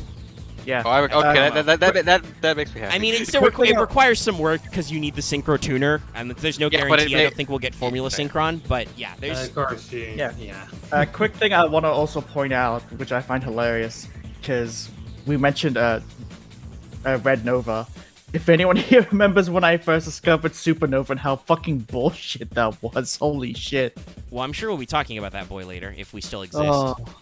Yeah, we exist. Ooh, yeah, okay. I've got. I'm in for the long haul. This is good. This is good. I want to go out and grab. Here's Red Nova. Yeah, this is where the Red Dragon Archfiend archetype. Spoilers: the art of that archetype just does not get better. Actually, I think this is better. I think this is better than base Red Dragon at least. I don't agree. He's got a better face. Fine. He has eyes. Yeah. What is up with his segmented armor thing? It doesn't look like he's jacked to all hell and back. It's so that when he flexes, the armor plates don't collide with each other. Also, why does he only have 3 wings? Because one's, I think, is actually like not just a wing; it's actually kind of thicker. No, it's wing. Where's the other one? Well, so I think one of those wings is actually like a center line spike. That is no. There are 4 wings, Omega. There's the 2, and then there's one hidden behind his head because it looks like his head then. Oh, okay. Okay. You are right. Yes, that's a 4th wing slot. Oh, okay. His perspective really on his angle. I would want to say I think his perspective on his pose is a little jank. Yeah, no, the art pose is. I don't. Okay, if he has 4 wings, then I don't mind. Yes, his I art do as not much. believe he is asymmetrical. I just do think. Although his the art is perspective bothers the about shit out of me. The one also the issue I have is he just has a gem in the middle of his chest for no reason. I was gonna bring that up. But why? I'm here. But why is it blue? It's purple. To contrast, purple. Because if it was a red gem, it wouldn't stand out. Also, it looks like he's farting an explosion. I mean, yeah, some of the like posing and placement of this is not good, but overall, I think the design is an improvement. Like, I like the heavier lean on red. Also, I'm going to post his and he has a appearance. Weird tail head. Like OG Stardust, he's got some bomb titties. Yeah. This is a really dumb thing. Someone in the chat mentioned, like, so they didn't dub the part where how Jack got this card by fighting basically his future Satan or something? Because it was another cult episode. Oh, okay. It was... Jack just gets it. Jack just has it. Don't worry about it. I mean, his girlfriend was a cultist, yeah. But Red Nova is another one of those cards that has an interesting little effect. So Red Nova is as stupid as Shooting Star. Red Nova is a dark level 12 Dragon Synchro. He has 3,500 attack and 3k defense. He requires 2 tuners and he Red Dragon requires double Archfiend. tuning and Red Dragon Archfiend. But then this card gains 500 attack for each tuner monster in your graveyard, so minimum 1k. So he's actually 4,500, unless your opponent like immediately DD crows or something. Cannot be destroyed by opponent's card effects. He's usually a 4,500 body. And then when this when an opponent's monster declares an attack, you can target that monster and then banish this card, negate the attack. So it has the same attack negate effect as Shooting Star. I would say Omega. Minimum 3 tuners likely because Red Dragon Archfiend has Oh right, yeah, with Red Dragon. So unless you recurred that tuner, he's probably you're a 5k at, body. Yeah, you're looking at probably a 5k body with destruction protection. And he also, if your opponent gets a monster big enough to attack him, you could just be like, nah, you don't actually. So this guy's a lot easier to summon than Shooting Star Dragon because you can just do a glow up bulb plus a 3-star tuner. Yeah. Yeah, Oh, because he's generic. Other than Red Dragon, he's generic. He's pretty easy. Plus, you only need to make up what, like 4 levels. 'cause Red Actually, Dragon's if you look at some of the Red Dragon Archfiend support cards, it's the one that's like, hey, you got a Red Dragon Archfiend, just bring out 2 tuners or 2 resonators to your field. No, the thing about Red Dragon Archfiend support is it's very much in line with spamming out tuners with Red Dragon Archfiend on the field because Jack's playstyle was very much, I summon Archfiend, but now I'm gonna do more. And next we actually finally get a card that isn't a Red Dragon or a Shooting Star Dragon. Because Black Rose got an alternate one. No, I think Quasar comes first. Doesn't Quasar came way first. No, Moonlight's manga. Oh, okay, sorry. Yeah, Moonlight's the manga version. So let's. Yeah, no, I know it came before Ruddy Rose. Yes, I knew that. Pull up Quasar. Ruh-roh. Ruddy Rose is like recent.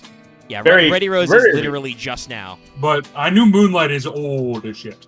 Yeah, Moonlight's along with the dual dragons like Void Ogre. Oh God, Void Ogre. We will not. I don't think because we're already getting in the weeds too much. We will not do the other dual dragons, but we'll talk about the manga versions of the. What about Beals? What about Beals? Hey, so you know how Shooting Star fixed the nose problem? Yeah, this unfixes it. Quasar went back. No, Quasar is going forward a lot. He's going very forward. It's going. I don't get the visceral reaction. That is kind of dumb. Quasar Dragon is broken as shit. I like the body, though it's kind of dumb. Yeah. I mean, I don't like he loses his legs once again, but like parts of this are okay. Parts of I actually like this more than most of the Stardust Dragons. Actually, hold on. If you look at it like the weird chest piece thing, it looks like he took one of the heralds and just stuck it to his chest. Here's the thing, I like this better than base Stardust and Assault Mode and Majestic. I like Shooting Star more, but I think this has a design aesthetic and it stuck with it. Something else I really like about this card's design is that it's going very hard into the anime summoning where you can see the all the different Signer dragons. All the colors of the Signer dragons, like of him being summoned with all of them together. Yeah, because this is the ultimate boss monster of the anime. This is your final victory condition. This is like summoning Harakti the Creator or Holokite for some reason. Or King Zeark. Oh God, King Zark. Well, no, King Zark is the villain. Or another equivalent is Neos Wiseman. Yeah, so Quasar is 4K both ways, level 12. Needs a Tuner Synchro and 2 or more non-Tuner Synchro monsters. Must be Synchro summoned and cannot be special summoned in other ways. This card's maximum number of attacks per battle phase equals the number of non-tuner monsters used as its Synchro material. So if you sync for a lot of dragons, you get a lot of attacks. Well, so Omega, you could sync for a lot of dragons. Or you could just use scapegoats. No, you can't. You can't. You can't use scapegoats. The scapegoats are not tuners. Are not synchro monsters. One tuner synchro monster, 2 or more non-tuner synchro monsters. This is also why Life Dragon would be broken. Once per turn, during either player's turn, when a card or effect is activated, negate that activation, and if you do, destroy it. So this card doesn't even leave when it has an Omni Negate. It just has once per turn. Your opponent. If it leaves the field, not destroyed, not sent to the graveyard. If it leaves the field. Yeah, when this card leaves the field, special summon Shooting Star from your extra deck. Yeah. Just use what's that fucking card called? Interdimensional Matter Transporter. Yeah. Boop boop. And once again, minimum, this card has enough attacks to OTK. Because you need to use at least 2 non-tuner synchro monsters, so it has 2 attacks minimum. And I don't know if I've ever said it on mic, and I know I've said it before, but Shooting Quasar is a deck that you built, a card you built decks around. Yeah. There were a lot of very weird synchron spam decks. I think it's with TG Hyper Brain with it. It never became meta. Yeah, it never became meta, but it always became rogue. I would say it was the card that Synchron decks played, and it made Synchron tier 2. Yeah. Unfortunately, this came out at the time when Monarchs were just like, lol, we win everything.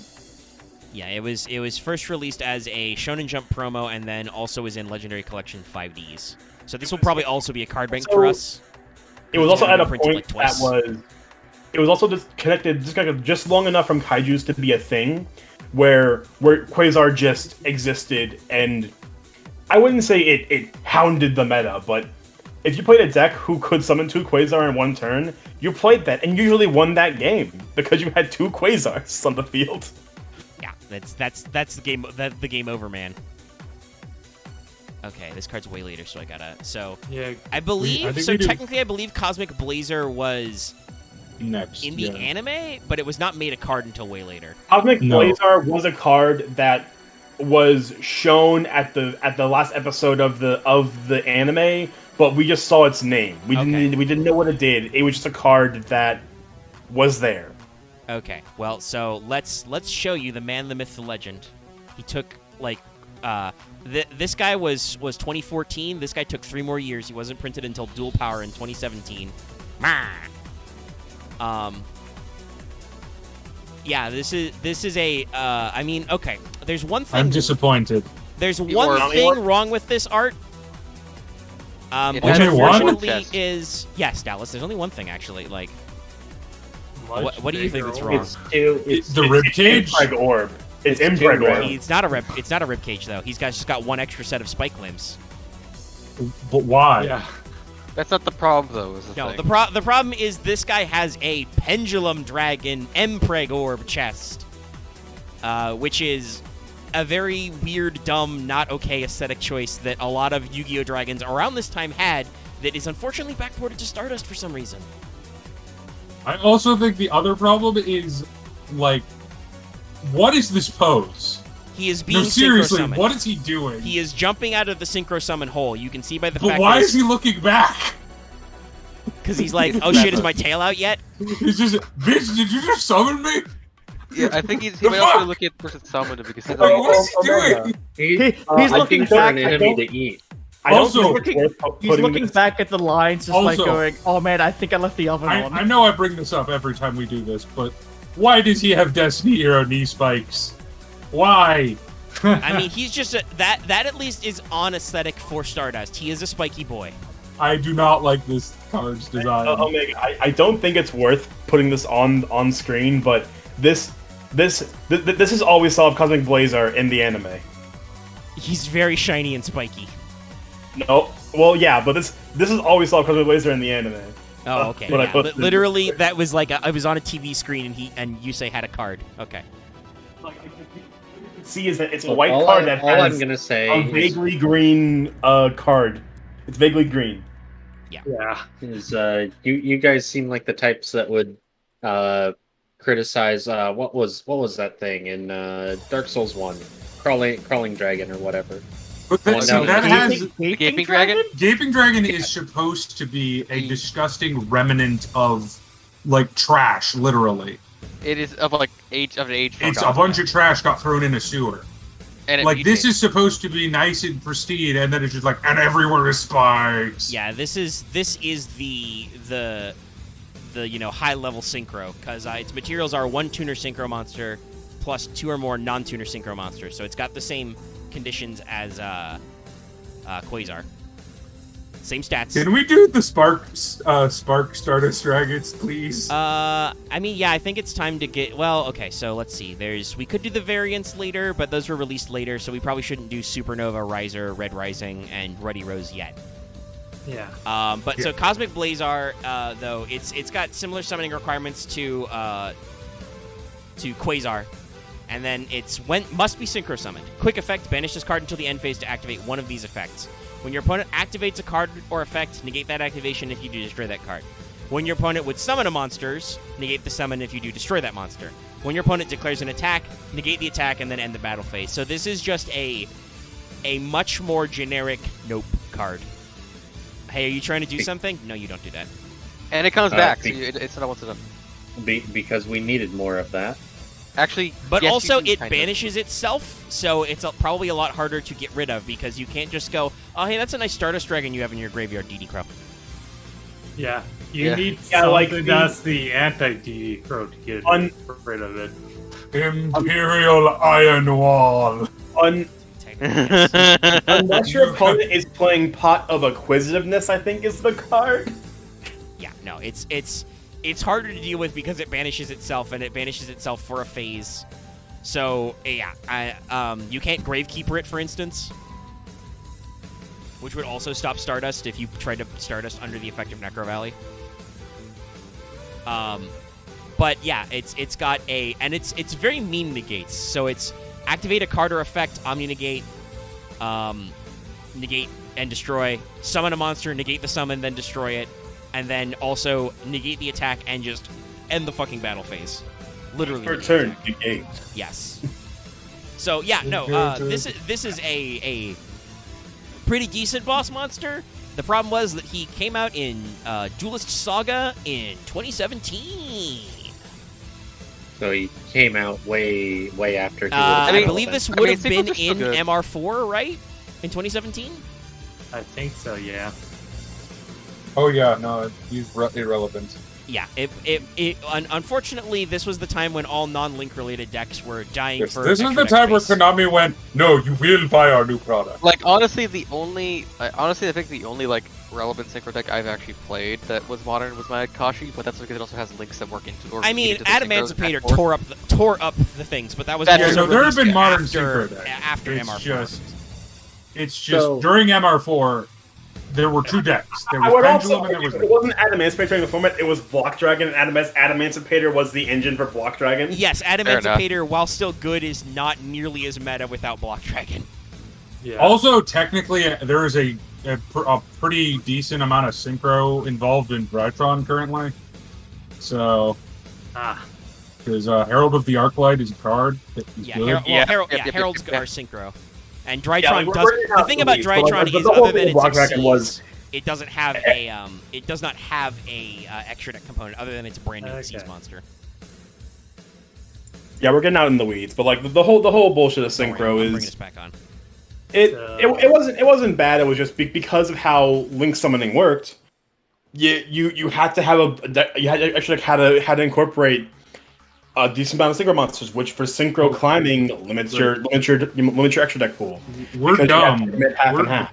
Sorry, we're What? dumb people. Virtual World is a deck. Oh yeah, Oh, no, yeah. Virtual World is another Virtual ultra World- modern, very competitive synchro deck. Yes. But VW's synchro so they can do VFD. Well, I forgot Now- BFD. now they was can synchro. synchro though. Yes, but also no, because their synchros are also really rude. Well, also now they can't VFD, so they do just normal synchro. Yeah, and they don't Just- really exist in the TCG. I mean, they're tier 2. They're still relevant. Ah, They're 14% of decks in the last tournament. okay. Visper, your opinions are just wrong then. Vesper, You your think it's not opinions showing are up, very- you're just wrong. Vesper, your opinions are very slanted. Can opinion? Never mind. I'm not. Yes, gonna get opinions into that. can be wrong. You can have an opinion that the Well, sky is blue and you're wrong. I don't. No, Vesper is not Well, expressing no, that an would opinion. be- They're factually incorrect. Yeah, that would be expressing. That would be them expressing a fact. It's just that their fact is incorrect. Okay, regardless, let's All move right. on. Well, I'm trying to move on to Stardust Spark Dragon, but apparently nobody. I mean, to be fair, it's just Stardust Dragon. I've never heard of this card. With I mean, No, I only not want to talk Chronicle about Spark. Spark. But I only want to talk about Spark to get to the second Spark. But so Stardust Spark Dragon, you're gonna have to imagine it because nobody ever wants to draw this card big. Stardust Spark Dragon is Stardust Dragon, but sparkly. It does have a slightly different effect though. Once per turn during either player's damage, during either player's turn, except during the damage step. Sorry, this is a separate line. You can target one face-up card you control. Once during this turn, it cannot be destroyed by card effects. So it's got destruction protection in a different way, and it's got the exact same requirements and stats as Stardust. It's just got a light attribute, not wind. Well, This is gonna be a card bank because the first thing is a promotion. well, what we actually need to talk about is Stardust Spark Chronicle Dragon, or Chronicle Spark Dragon. What about Stardust Cipher Divine Dragon? That's next. That's a manga one. That's next. Yeah. So is this. But This is no. also all manga. These are all the dual Yeah. dragons, technically. All right, Yeah. well, I will search for No. the order, but I know. Are you This guys is- ready for Stardust the Laker Dragon? Are you ready for the Lakers? So yeah, if you can look up Stardust Spark in your own time, but it's literally just Stardust but shiny. So this is It's Spark Stardust Chronicle. with a yellow filter over it. So remember how we joked about how Stardust was Frieza? Well, now Stardust is Golden Frieza. Yeah. Yeah. I think this came out This before art is so bad. Freezer, yeah. This is pretty bad, yeah. Like I okay, think okay. I If this personally was colorless in the manga, all right, sure. But when you color him piss gold, yeah, this it's gang. like I don't like Golden Frieza's design because of this. Because it looks like this. yeah, this So is. I don't get everything Stardust Spark Chronicle. I read the manga. I kind of liked it. I'm gonna post his manga art. Kind of cool looking. Well, it's because there's okay. not as many Photoshop filters, the lines are clear. Also, he's not yellow.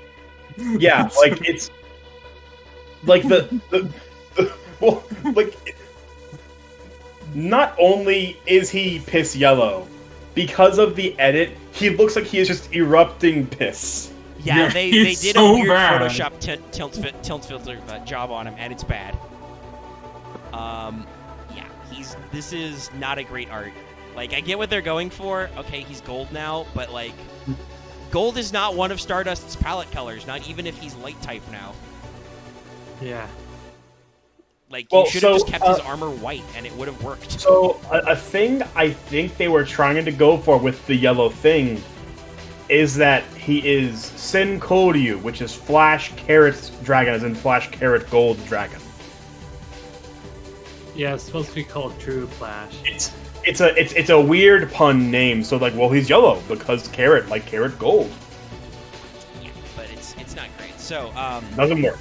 Don't work. It's a level 10, 3K. It's that roll. It requires one tuner synchro monster and one or more non-tuner synchro monsters. Must be synchro summoned once per turn. Quick effect: banish one synchro monster from your graveyard. This card is unaffected by other cards' effect for the rest of this turn. So just banish a synchro monster. You had to use 2 at least to make him, and those probably, or could have been other synchros as well. Banish a synchro. This card's unaffected by other cards' effects for the rest of this turn. It's a quick effect too, so fuck you. Additionally, if this card in its owner's possession is destroyed by an opponent's card by battle or card effect, you can target one of your banished dragon synchro monsters, special summon it. So if your opponent manages to destroy this after you've run out of material to make it unaffected by card effects, or they just flatten it in battle, you then just get to return one of the synchro monsters used. So it's unfortunate that, just much like a lot of manga retrains, though part of this I think is because I think most of the Yu-Gi-Oh mangas are more vague about the effects of cards. Yeah. Yeah. Yeah, they're usually a little more unclear about what their effects are supposed to be. They just kind of happen for the plot, which arguably makes it better fiction. But usually the manga retrains or alternate versions have more consistent effects and different shit. Like not all of them do. Like a lot of the main deck E-heroes we talked about that were in the manga were a little jank, but the extra deck ones, pretty okay. Well, those are Now, no, I think we've talked enough about how Stardust is pissing on the moon. I think it's time for us to talk about one that looks pretty decent. I think. All right, yes, let's pull up the art for. We realized that going full piss was too much. We reeled it in a bit. We reeled it back in. Yeah, Dallas. It's the God Gundam Dragon. With it's not gold. Cipher, The God Divine Golden Dragon. the God Gundam is actual gold and not his yellow gold. This guy I heard God Gundam Dragon. Cipher. Yeah, the Cipher here Stardust is Cipher uses, Divine Spark Dragon. Yeah, Cipher. Oh. I actually kind of like it. Stardust Cipher Divine Dragon uses the gold much better in its color palette. Oh yeah. Oh yeah. Yeah, and instead of him being made of piss, he just has piss. He has piss pentagrams. Yes, he summons the gold energy to shoot at people. He's got a little bit of the gold aura, but so did some E-heroes. They do some interesting lighting effects here, like the back shading, but no, this is just Stardust but enswolled. And throwing piss at people. Yeah, he's gonna shoot some lasers, but other than that, like, he's good. His wings are a little overcomplicated. He's got a lot of them, but other than that, I'm like, this is fine. This is an enhanced Stardust Dragon. My biggest problem is that it looks like a Digimon. Does honestly. And like very very similar to how we've gone over a lot of Vision Heroes and other cards from the manga. His art's just the manga panel. Yeah, they just It's took the manga panel. It does look like it's a manga pose, yeah. Well, no. So yeah, Just the panel. I don't. Once again, I don't know if anybody has any more aesthetics to talk about, but I don't think there's a lot to say. He is Stardust Dragon, but shinier. Yeah, like it's very similar. I don't like how human his upper half looks now. I don't mind it. I can kind of see what you mean. Like by it looks that. like he has normal human hands, and that bothers me. That is a little weird, but he is supposed to be the Divine Dragon or Sacred Carrot God Dragon, Stardust Cipher in the Japanese. But this fulfills our level 12 version slot. It's level 12 4K, 1 tuner synchro, 2 or more non-tuner synchros. Must be synchro summoned, can't be special other ways. The first time each card you control will be destroyed this turn by battle or card effect. It is not. It ain't. It is not. Once per turn during either player's turn, when your opponent activates a monster effect, you can negate that effect, and if you do, destroy 1 card on the field. That's right, this guy doesn't even have to fuck off to negate. He's just like, nah. And then its final effect, you can banish this card from your graveyard, God forbid if it ever goes there. Target 1 level 8 or lower Stardust monster in your graveyard, special summon it. Now, to be fair, that condition requires it to be synchro monsters have to have been legally have to be properly summoned before they can be special summoned by other effects. And keep in mind that several of these higher level ones say must be synchro summoned, can't be special summoned other ways. Yeah. Yes. So if you get like 2 of these out, they cannot specially summon each other back. Well, they couldn't anyway because it's level 8 or lower. But yeah, you can't just throw Stardust into the graveyard to get him, but you can presumably be doing synchro climbing into this guy. You've probably got some Stardust Dragons in your graveyard to work off of.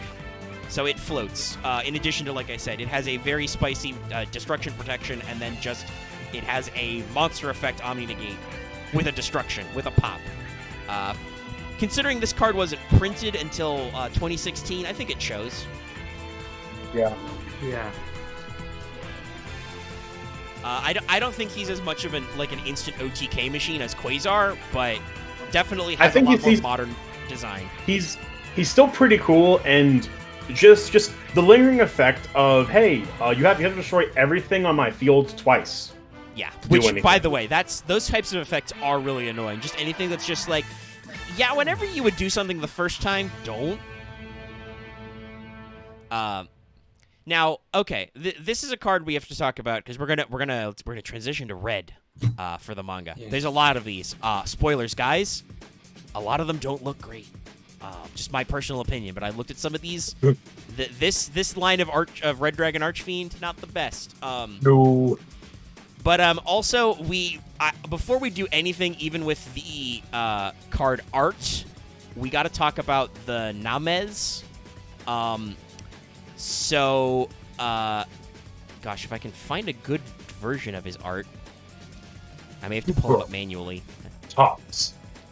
Yeah, so this guy's called Hot Red Dragon Archfiend for some reason only known to First Name Tour, the head of TCG localization. Red Hot Chili Peppers. It's called... No. A joke. I don't think that is it, because... It's the reason is because he is in Mario. As in Enma of the Flaming Hells and all that bullshit. Gotcha. Yeah. Flaming, Possibly, but... Demon Dragon, yeah. That's they I don't... Well, it's the only explanation I can come up with. Technically, I believe there are multiple readings of this name. Looking at the wiki, it's the literal name translation, Enmaru Redo Demon, is Jeweled Dragon, because it's Enmaru, but it can also be Flaming Demon Dragon, so it's kind of got both, but they decided to go Hot Red Archfiend Dragon. No, it's red hot. That's very important. No. Oh, it's hot red? It's Hot Red. Really? Hot Red Dragon Archfiend. Oh, that's way worse. That's way worse. I'll just grab the card. I'll just grab the full card so you guys can see it. I'm just going to post it from the trivia, which is actual trivia, because it's discussing kanji rather as, this card looks kind of like this thing from this yeah, I can't find a good blow-up of his card art for some reason, so we'll just pull him out. Here he is. Here's the full God, that art card. looks bad. Yeah, this is just Red Dragon Archfiend with more black from a different pose. that doesn't I like This necessarily looks make like a it look- rejected Shin Megami Tensei design. I mean, Yeah, I don't want to say I he's mean, awful. there's already something but similar. He's definitely not super improved. He's still, mostly just Red Dragon Archfiend. He's a little derpy. He's way I like buffer. that his He looks way buffer somehow. Yeah, I think it's the angle. We can see all of his muscles in the proper This is the dimensions. most Liefeld this man has ever been. Well, I'm going to post his manga art, which is very much Liefeld Except because a you little cannot see his darker in legs. color. The other thing I wanted to say was that, oh my god, yeah, that manga panel is just, ooh, hold on, here, give me this. Oh, I think this is one of the few times that the card art has improved on the manga. This is what you reminded me of. Let's This Yeah, no. one. Fafnir.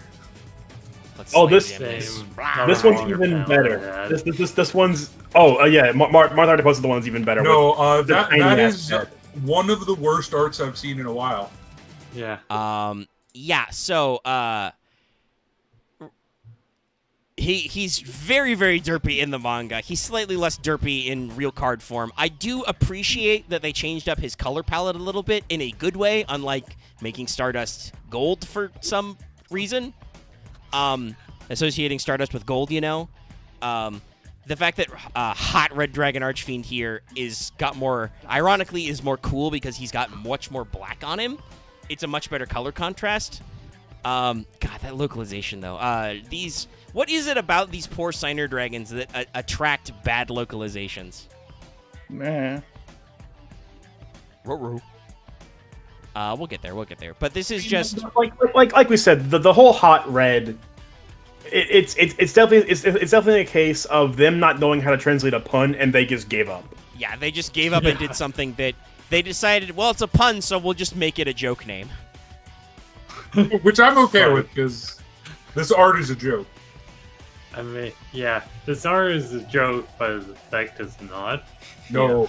Yeah, so as a retrained version, he's got all the same stats as normal-ass Red Dragon Archfiend, 1 tuner, non-tuner, once per turn.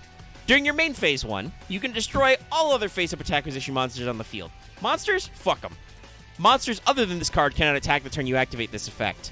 Why would they? You've blown them all up. I mean, obviously it's so you can normal or special after you blow up the field, but still. It's a little redundant. You've summoned a 3k body and fucked over all other monsters on the field. It's interesting how this is the inverse, actually for play like us. Not that it matters because this guy's not. Actually, no, he is a promo card, so he should be card banked at some point. He was in volume 6 of the manga promo, so he should be card banked. But hypothetically, if you've got a Red Dragon Archfiend and you've got a hot, you can play both because they have the same requirements based on what kind of deck your opponent plays. If your opponent's playing defensive, you can be like, fuck your defense monsters. If your opponent's playing offensive, you can be like, hey, nice attack position monsters, bro. Trash. Or you could just be final attack order. Now I summon a hot Red Dragon Archfiend. No, everything dies. Yeah, there's a lot of tricks you can use depending on how your opponent builds their deck out to do stuff. But yeah, it's spicing. And now we get to so it is Abyss or Bane first? Abyss is first in my list, so let's see. That's 9. Yeah, I think that's correct. And in the same vein of assault mode, I kind of like Abyss because they do the same. They did the thing they did with assault mode where they leaned into the weirdness of his design. I kind of like it. I mean, yeah, this is definitely this guy, but with extra bits. So let's delete everything and show you. Hold on, I gotta pull up the full name. This is Hot Red Dragon Archfiend Abyss. Now it looks like it tried to All rip right. off Thoroughly Gone. Hold on, sorry. The No, manga this panel actually is just the looks same like a thing. But I do like the manga panel, the mistranslation on the manga of Red Dragon Abyss. Yeah. So I will say, I really like this design, actually. Oh yeah, this design is way more. I think it's fair to say because he's got the dumb face. This is way more like Tokusatsu Ultimate Villain mode thing. Oh, shit, definitely. Right? Like this is the boss turns into this guy in the final episode and grows 30 stories tall. Yes, no, this is you haven't even seen my final form. No, I didn't think it was bad. It's just. Oh, no, it's good. He's got the chest face. I also fucking love his axe, his His fucking like blade. I think this is one of the yeah. few designs I've ever been okay Yeah. with blade arms. Yeah, he just has giant axe blades on his arms. Fuck you. His chest piece has a face. I think Yes, because like 3 people like have said that now. Yes. he looks Oh, my bad. like because I'll also say like he looks almost mechanical in a Yeah. way, and so like let's be honest, they kind of ripped off not just Gurren Lagann but also Mazinger here. Oh yeah. I definitely think that there's some inspirations. Yeah. But Well, it rip works off with the color inspired palette. by- Yeah, it works Oh, with yeah, the no. color palette, I think, and it's a decent look. He is the red dragon that believes in you who believes in me. Yeah. That Yeah. believes in the Mazin power. So he requires 1 tuner and then 1 non-tuner Dark Dragon Synchro monster. Gee, I wonder what they want. That said, Well, you can tell this card was printed later. Yeah, it wasn't until 2015 also in High Speed Riders. Well, and another thing too is they realized because they fucked up with Stardust Spark making it a light, not a wind, they can just go, oh, we can just specify by type instead of making it weirdly not generic. Yeah. So they realized some things they could do, and so they're like, well, we can specify a Dark Dragon Synchro monster, which makes it not generic, but still very generic, because you can use a lot of targets. Dark Fun Dragon's fact, popular. I've actually seen this card side decked in modern decks, because you know what dragon goes into this dragon? The fucking Synchro Chaos Dragon. Yes, that guy, very, very common tech card. So, this monster has a quick effect. You can target one face-up monster your opponent controls. Negate its effects at the end of this turn. When this card... Negate. Just quick effect negate, by the way. So, if your opponent summons a monster, you can just be like, nah, negate you. When this card inflicts battle damage to your opponent, you can target 1 tuner in your graveyard, special summon in defense position. You can only use each effect of Hot Red Dragon Archfiend Abyss once per turn. Again, this card was printed in 2015. They understood how to write cards better. But yeah, no, this guy gets you back tuners, and he negates effects, and is a 3200 body. It's pretty good. And I believe the idea is you summon a level 1 tuner, go into Abyss, attack with Abyss, summon that tuner back, then go into our next boy. Yes. So I will bring up the name on this one. The names are great. Now the only shame is that because of our Lord Helpy Fibrax, many level 1 tuners are dead. Yeah. But behold, everybody, Hot Red Dragon Archfiend Bane. Ah, this card. He's a big guy. This is one of the worst arts for me. I don't know. I think the next one up is a little derpier, but this is a little... No, yeah, King Calamity definitely tops Oh, I this one. forgot about that. Never mind. King Yeah, no, Calamity that is one's way worse. derpier than this. This suffers from the problem a couple of the other Stardust ones have, where he is... Why is it purple? He's covered in metallic armor now. Like, I don't know why they lean so heavily into Jack Atlas is a tokusatsu villain, I guess, is what they're going for. He definitely has that aesthetic, but so Ironically, like, that fits his character. I will say personally, what happened.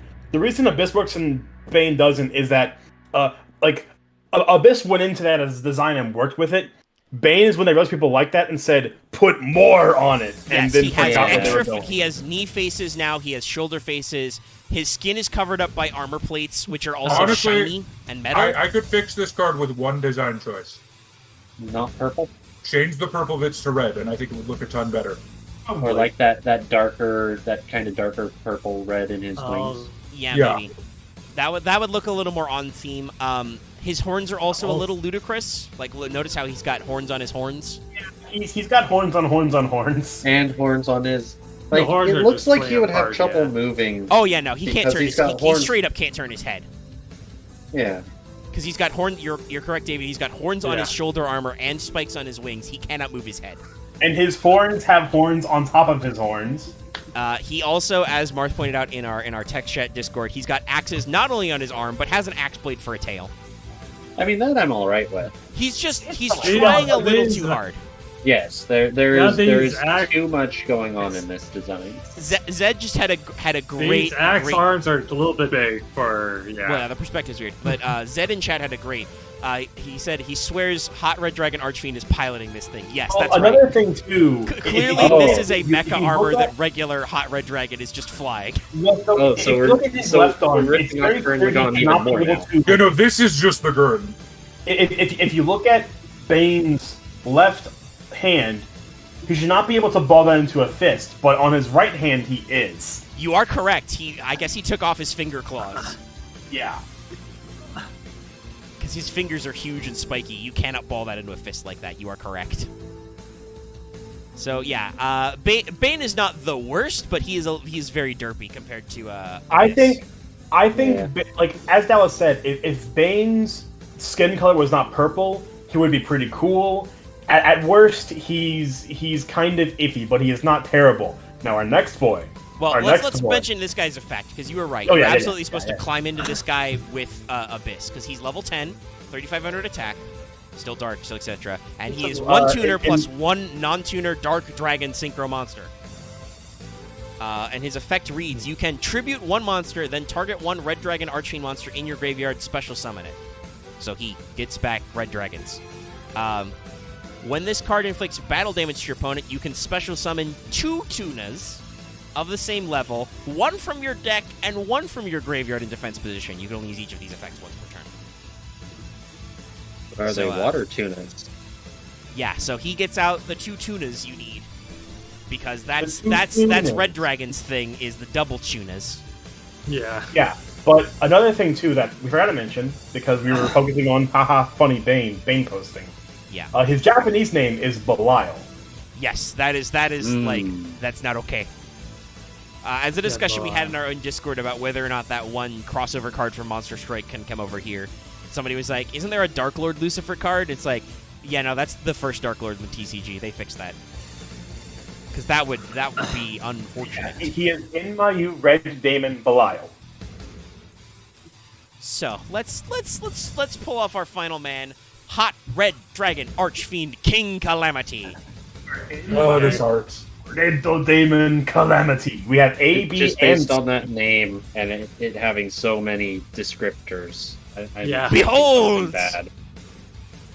He's not good. No. He's going Not the good. full, more so Archfiend angle than the. Why does he Dragon look like a angle. sub-terror monster? Also, he looks like that anime Dark World card fused with Red Dragon Archfiend. So, I want to throw out the immediate thing that's bothering me, other than the fur collar. His wings have normal-ass human hands with spindly little fingers. I don't like it. I don't like it. I mean, it's like in Monster Hunter, some of those wyverns you fight. Well, his wings don't even have full arms. They just have arms from the elbow down. So Yes. like they can't even move. They're just stuck there. Instead of wing spikes, he has wing hands, which are just sitting up there going, "Wah, see?" While he's also giving you like God, I don't know. This is dumb and bad. And I don't like it. I like what they're going for with like the illuminated spikes. I think that's about the only thing about this design I like. I will say I actually like this design better than the previous one. Well, yeah, like kind of there too. It's a situation of Abyss went very hard into an idea. Bane, they went too far into the wrong direction. Calamity, they kind of sideways. respected, but then somebody slapped too much onto it. Well, because I think the hands are supposed to. I don't think he has wings. I think he has 4 arms. Oh, no, he absolutely has wings. No, I think those wings are the arms. No, they're wings. They are definitely wings. They're full-blown wings behind them. Yeah, like that's the thing. Those are normal Red Dragon Archfiend's wings, but where there would be spikes, there are now hands. Like that. Honestly, like as a creepy demon thing, it doesn't bother me that much. They are very clearly wings. I'd say the only thing that bothers me is the fur collar. That is the only thing I'm like, the fur collar is okay, also what is very this? weird. I mean, yes, but also like once again, well, I was gonna say Mazinger foes. So. I also want to say it's definitely because like I know it leads to a tail, but it looks like he just has a massive cock dangling between his legs. It's true. Yes. The positioning on his tail is not great because it's straight the fuck down. That's long. And it goes straight down and doesn't come back. I want to point out though, something that is slightly bothering me is this guy has once again even more faces because he's got arm faces, shoulder faces, and also notice in that corner leg face. Are there? I think he loses a chest face and just gets a chest gem, but yeah, no chest face, no wing face at least. But he's got 7 faces technically and 4 arms. I actually don't hate this as much as I do Bane. I think will it's say Bane is such a sharp departure. Yes, I think actually what this is this like slightly redrawn version, right? This clean print is a little bit better. With the foiling on this card originally, I think he looked a little derpier because the details were lost. Yeah, like there are a lot of details lost in his foiling, but like I don't think this design is bad. It's more like you just looks like a Spawn villain at this point. Like what happens is you look at this card for 5 seconds, you see the arms, you see the fur collar, and everything else is tuned out, and you're like, what the fuck? What's happening here? This is a reverse. I think this is a reverse of Extra Heroes, where if you look at it longer, you start being like, okay, so the arms are creepy, but they're not actually that bad, and you kind of look at the rest of the design and go, oh wait, no, there's a lot to like here. That's just subtle, but he does have a couple of very big standout things, namely I saw this first art and my eye went to the collar and I'm like, why does Red Dragon Archfiend have a fur collar? Like he is the anti-plasma. Yes. Yeah, like unlike the fact that some of the extra heroes are fractals and will melt your brain the longer you stare at them. This guy starts out as brain melting, and you kind of okay. No, I see what's happening. I'm understanding this more. So, but I will say, amazing. He's too buff. He's got the problem that some E-heroes had, where he's got muscles on his muscles. But I mean, he's supposed to be like with his name and the fact that you have to synchro like 5 times to get him. I'm kind of okay with him being that jacked because this is obviously supposed to be the super fuck off King Mega Dragon. Yeah, that's the thing. King Calamity does not move, clearly. Like, he just stands there and, like, looks at you and your opponent explodes. And you explode. Yeah. He doesn't move at all. He is like an old school Final Fantasy Bahamut summon where he just shows up and breathes a nuke on you and goes away. So this is a level 12 Dark Dragon Synchro, 4K attack. He requires 2 tunas and 1 non-tuner Dark Dragon Synchro monster. Which means you play this guy in a lot of decks that are not Red Dragon themed. So, when this card is Synchro Summoned, you can activate this effect. For the rest of this turn, your opponent cannot activate cards. Also, cards your opponent controls cannot activate their effects. So, yes, no. This is I've some seen this card VFD played in tier modern shit. decks, and he just goes, no. Your opponent cannot activate cards or effects in response to this effect's activation. Nope. So just, nah. When this guy happens, you cannot fuck with him. If this card destroys a monster by battle, inflict damage to your opponent equal to that monster's original attack. If this card in its opponent's owner's possession is destroyed by an opponent's card, target 1 level 8 or lower Dark Dragon Synchro monster in your graveyard, special summon it. So yeah, this is a spicy boss monster, and the fact that you have a relatively easy synchro climb into him, if you can actually do the whole hot Red Dragon line, that's very spiced. Well, also the fact that he's just a Dark Dragon, of which there are modern cards that are good enough to just be like, alright, I'll splash him in, because the ability to tell your opponent you can't do shit to me on my turn. He's generic, but he has but the Hot Red Dragon series has a mechanic to go into him. It's very good. Yeah, it's a situation of, okay, you summon Hot Red Dragon, then you summon a level 1 tuner, you went into Abyss, then you use Abyss effect to go into Bane, who's level 9. Then you brought back the 1 tuner you just used, and your level 2 tuner that you probably used to summon Hot Red Dragon, which is level 6 monster, and now you go into King Calamity. It's a very clean line that requires a little bit of specifics, but it's not impossible to do. And there's a lot of single comment you can do, and then with King Calamity's other effects, you have a lot more materials in your graveyard to essentially do more climbing the next turn. Or what is more likely is you summon the Chaos Dragon Levianair Synchro, then summon Halka Fibrax, and then go into this guy. Yeah, like it. Real, That's what's more like in a meta sense, you wouldn't do all that stuff. Crap, you would jump ahead steps, but in reality, it's a very clean line for what is designed to be an anime manga like protagonist moment. Yeah, this is the Jack Atlas summons his normal ass boss monster, his ace monster, and is like, this isn't enough. I need to go even further. Was Jack a deuteragonist in the manga, or was he straight antagonist? Jack, I would say Jack was a mix of antagonist to protagonist in the manga. He was definitely a lot more. Like he was definitely a lot more kind of antagonisty at first off. Like in the anime, he started off as antagonist, but it was very quick. It was very clear cut that like, okay, no, he's not like he's kind of an asshole, but he is not a bad guy. Well, evil murder cultists invaded, and he went, "Oh shit." Whereas in the manga, the Dual Dragons had this thing where they corrupted their users, and Jack started off kind of evil, but then quickly realized, yo, I'm Jack fucking Atlas. I'm better than this, and then he kind of fixed himself. I also want to say I expect that in the anime what happened, because I know that Jack Atlas, for instance, comes back in the big compilation season, Arc V. Much like Crow, I assume that Jack Atlas was probably decently popular, and they were like, oh, we can soften this out and have this guy cycle through a little faster. I'm going to be honest. I think Jack Atlas is just better Kaiba, if I'm going to be real. I mean, he 100% has that role. I think his relationship with Yusei is better than Kaiba's, because the rivalry between Yugi, or more likely Yami Yugi, the Pharaoh Atem, and Kaiba is very weird and one-sided for the most part.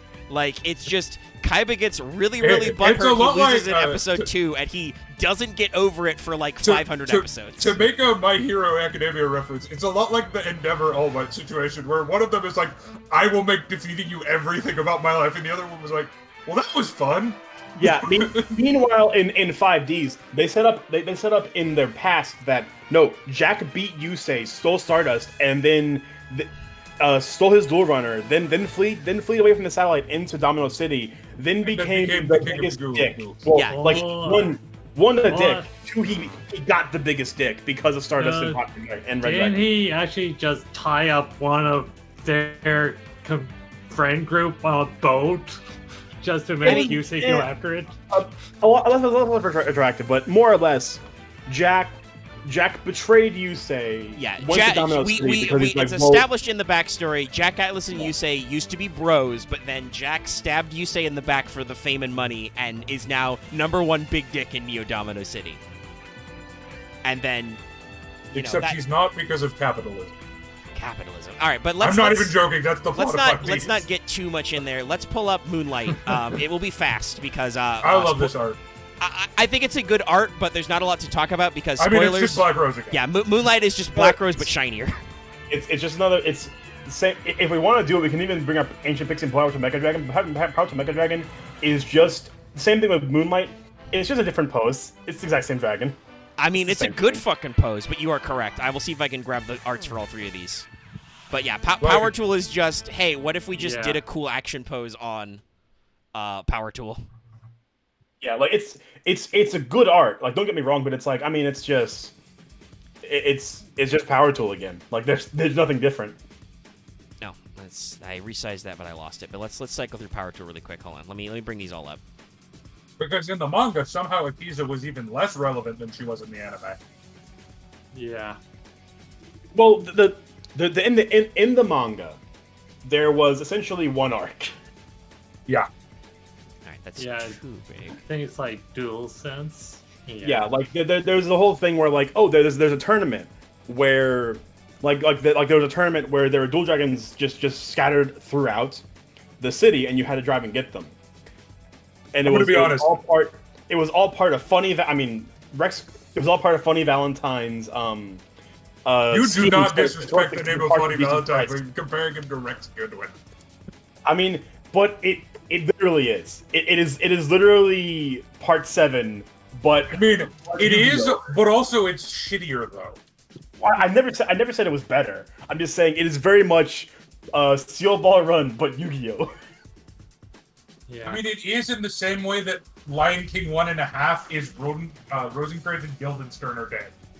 But it is the same thing, but vastly different quality. I hope that's a dig at Lion King and not Rosencrantz and Guildenstern. Omega, I would never. It is in fact a dig at Lion King 1.5. Because, Okay. Rosencrantz and Guildenstern are dead is amazing. All right. I don't know why this art blow up is slightly. You'll have to introduce me to that at some point. I have no idea. Imagine it's basically Shakespeare parody. Okay. So yeah, it involves two minor characters who die halfway through. Yeah. So all of these are good arts, but these are based. They're different monsters, but they're just alt arts. I really like Fairy Dragons Retrained. They do have different effects if we want to go into them, but yeah. So we can burn through them really quick. So Moonlight is same stats and everything, but it's light, not fire. This is a popular theme in the manga retrains. 1 tuner, non-tuner, +1 non-tuner, 1 or more non-tuners. If this card is special summoned, or if a level 5 or higher monster is special summoned to your opponent's field, target 1 special summoned monster your opponent controls, return it to the hand. You can only use this effect once per turn. So that's not as goo as just nuking the board, but that is also a very, very spicy option. It's good for getting rid of towers. Yes.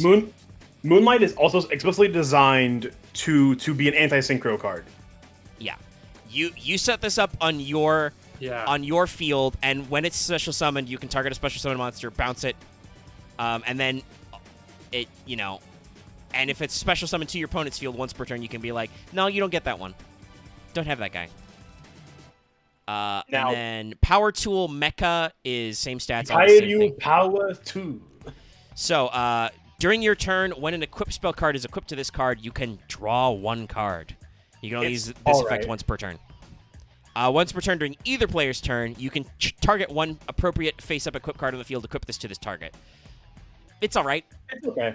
Like it doesn't do the same thing that regular Power Tool does, but it's not a bad effect to assuage the fact that you're playing a bunch of fucking equip spell cards, and you're actually trying to play them. If because you are playing Power Tool and you are thus playing equip spells, you might as well throw in at least 1 mecha to see if you can get a draw tool engine. Yeah, and like worst case scenario, your opponent's playing some dumb shit like DDR, and you just say, "Oh, what if I equip it to my monster? Now your monster goes away. It's funny."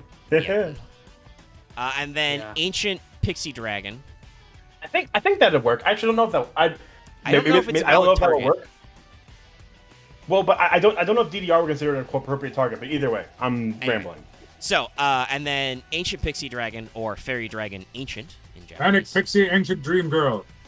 Same stats, all that stuff. Though this one is dark for some reason. Okay. The reason that Power Tool and Ancient Pixie are dark is because the twins were evil as fuck in the anime. In the manga. Yeah, no, they're fucking the fucking shining twins in the manga. And I want to say, great. I think you can tell from the alt art, because notice how Moonlight and then Stardust Spark, which you didn't really see, but those were like wreathed in light, whereas Ancient Pixie here and Power Tool Mecha are in like the darkness of space with small points of light. They are lit very differently. I legitimately think, and they haven't confirmed this, but it's my permanent going theory, is the reason they made them evil in the manga is because no one liked them. Would not be shocked. Okay, so what this card does, what Ancient Pixie does is, after resolving a field spell card that was activated during your turn, draw a card. Good effect. You can only use this effect once per turn. Once per turn, you can target a face-up attack position monster on the field, destroy it. There must be a face-up field spell on the field to resolve this. So, hey, do you play a field spell? Can you make a level 7 synchro? You get to draw cards and pop cards. That's pretty good. It's not great, but it's perfectly serviceable. I'm gonna post Leo and Luna's designs from a splash page. Look at them. Look at their manga designs and tell me these kids aren't evil. I mean, one of them is probably. Well, I mean, Luna looks mostly due to the dual dragons making them sadistic. Well, yeah, they're evil because of the dual dragons, but they're still they are asshole kids for most of the season. They are the eyes are very sinisterly lit. You guys can look this up yourself on the home. But there are some other dual dragons, but we don't need to get into those. Though at some point we should, because I looked at a couple of them and I am in pain. I mean, if we want to just burn them down, there's like 4 or 5 that we probably will never cover in another. It's true. We might as well, if you guys are okay. It is 1 a.m. but let's do it. All right, but first Like, let's I don't briefly think show. that's I forgot. covered.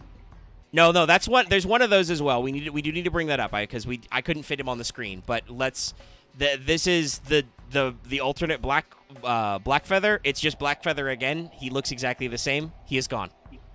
And in the same vein that that black winged dragon does not have the black feather. Same thing with this guy. Yeah. He's not even worth Darkwing it. Dragon, black feather. Now his effect is a thing. Once per turn, when you take damage, you can send up to 5 cards from the top of your deck to the graveyard. I'll be back in a minute. Then, if any monsters were sent to the graveyard by this effect, this card gains 400 attack. So, but he doesn't get 400 per each. Just if a monster was sent of the 5.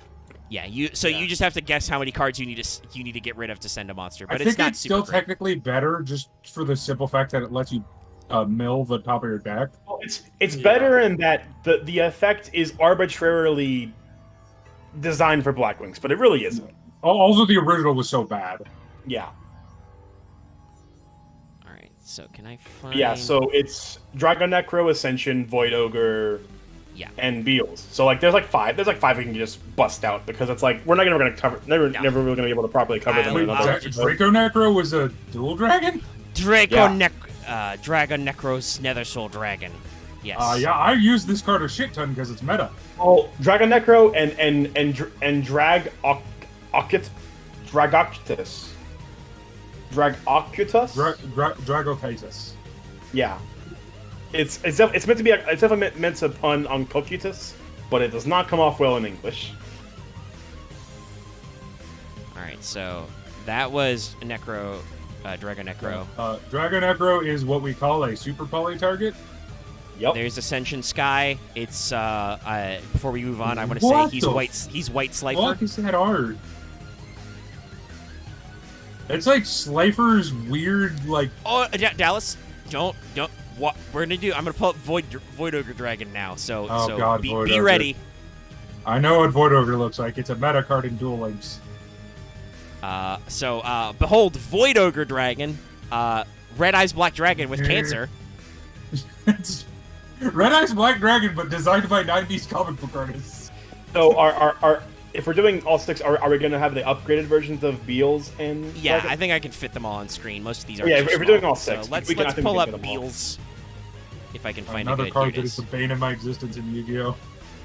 Beals of the Beals Diabolic in Dragons. The middle, so we can have Dragocutus upgrade below him, and we can have Beals and his upgrade next to each So other. you give your opponent Beals, and then you summon Darkness Feather Metal Dragon, and then you win. Yeah, it's a very, very funny Django TK, yeah. It's a very, very funny infinite loop. I don't even. Well, some of them are meta. We may want to talk about their effects. I mean, I think the only one I've ever seen in a meta deck outside of Duel Links is Draco Necro. Oh my god, Dragocutus is And that's honestly, it's not even because of Draco Necro's effect, although it is decent. It's just because, hey, with Zombie World, everything's a zombie, so I super probably 2 your opponents. Dragocutus is literally the Red Eyes. I'm gonna have to shrink him. The assault mode version of it. It's so great. What the fuck is this? Have you ever seen Dragocutus? No. Like this has meow energy. I've only seen 3 of these cards before. Oh, they're. Well, you haven't seen Beals' final form yet. Oh god. Yeah. So Beelzus of the Diabolic Dragons. Beals sus. Which is I will also have to shrink this, but that is an art. It is an art. That is real. This card exists. Oh, Lord have mercy. Let me make sure he's appropriately sized up. So yeah, so these are the other 4 dual dragons plus their evolved forms. Yeah. The one in the top middle is irrelevant. Does not exist. It's not real. Void Ogre was played by Colin, the Infernity player, so it's vaguely relevant. Yeah, it's an Infernity tech card. Because I believe Ascension Sky Dragon was just dual dragon that Goodwin played because he's like, well, I mean, I have all the other dual dragons, so I will just we have to show them all now. And I want to throw out there though, they really undersold this guy's name in English. He's just Ascension Sky Dragon. In Japanese, he's Tenkyu Haryu Dorago Shenshin, or Heavenly Supreme Dragon Drago Ascension. Yeah. Which, considering what this guy is a way too try-hard name. Well, in the same also, way, I was absolutely Dragon. right. He is just White Slifer. If this card is Synchro Summoned, it gains 800 attack for each card currently in your hand. Wait, hold on. That's just Slifer. He is just White Slifer. Hold on. When this card you control is destroyed by your opponent's card and sent to the graveyard, if all the monsters that you used for this card Synchro Summon in your graveyard, you can special summon them, but their effects are negated. You can only use this. Okay, so the thing is, Goodwin played this card because it was in an infinite loop, essentially, because the monsters he used to Synchro Summon, when they synchroed, let him draw cards. Yeah, that's... The effects activated in the graveyard when they were used for Synchro Summon, so it didn't matter they were negated, he just drew cards when he synchroed with Which them. is why, in real life, this has a hard once per turn on that second effect. But yeah, no, this is... Ascension Sky Dragon here is just White Slifer. Now, Void Ogre, in the same sense of how Ascension Sky Dragon is kind of underplayed, Void Ogre is Rin Goku Yu Ogre Dragon, or Purgatory Dragon Ogre Dragoon. Yeah. Now, he is not as good as the other Dragoon. No. He's not, but he has a similar stat fun. line. 1 Dark Tuner plus 1 non-tuner monsters. He's a level 8 Dark Dragon with 3k, 3k. Once per turn, when your opponent activates a spell or trap card while you have no cards in your hand, negate that activation if you destroy. So yes, this is a decent synchro to include in your Infernity deck. It has synergy. Hey, Infernity players, we realized we fucked over your Synchro Dragon because we made it Earthbound Immortal support. So have a Synchro Dragon. That said, God, I do not like this art. It's Red Eyes with Cancer. He's got extra. I don't think it's. I'm gonna be honest, Omega. I'm not even gonna put it in the bottom 3 arts on the page. It's not. It's number 4. I don't. Yes, you're correct. I do not know if it is the worst, but I do not like this art. It's better than everything under it. I'll say that. Now for Dragon Necro or Meikairyu Dragon Necro or Underworld Dragon. BT Dubs. Let's throw this out there. As Dallas mentioned, this is actually a fusion dragon. Yes. This is a dragon-type monster that is fused by any 2 zombie monsters, which, as Dallas pointed out, if you play Zombie World, it's just all monsters. Yeah, this card is actually in, like, 5% of meta decks, just for that reason. And it's so fucking... And all 5 of those percent is Eldritch. It's so fucking gross to acquire, too. This card was only printed in Premium Gold as a Gold Secret Rare in 2014, which is an ugly rarity, by the way. Gold Secret Rares suck butts. And then it was reprinted as an Ultra Rare in Battles of Legend.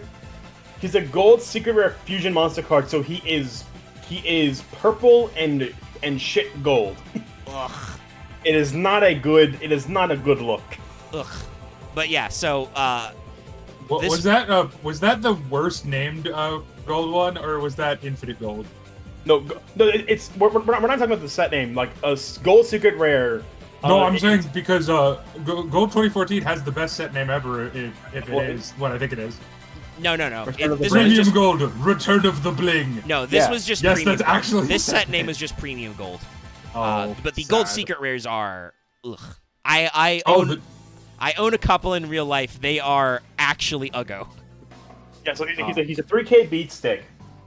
Monster can be destroyed by battle with this card, but when he battles a monster that has an original level, meaning non-Xyz monsters or Link monsters, yes, the monster's attack becomes 0. Also, if that monster is self-faces on the field, summon a Dark Soul token with question mark attack. Its level and attack becomes equal to the monster that Dragon Necro attacked. Yeah. It's not a bad card. So basically, Dragon Necro smashes into a thing. It says your attack is now 0. Also, I've stolen your monster. It's on my field. He has the same level. I can't Xyz with him, but I can still it's still the same monster, and it's bigger. Basically, he swallows your soul and shits out a monster of the same level. So, you don't control one Dragon Necro, so you can't do shenanigans. Yeah.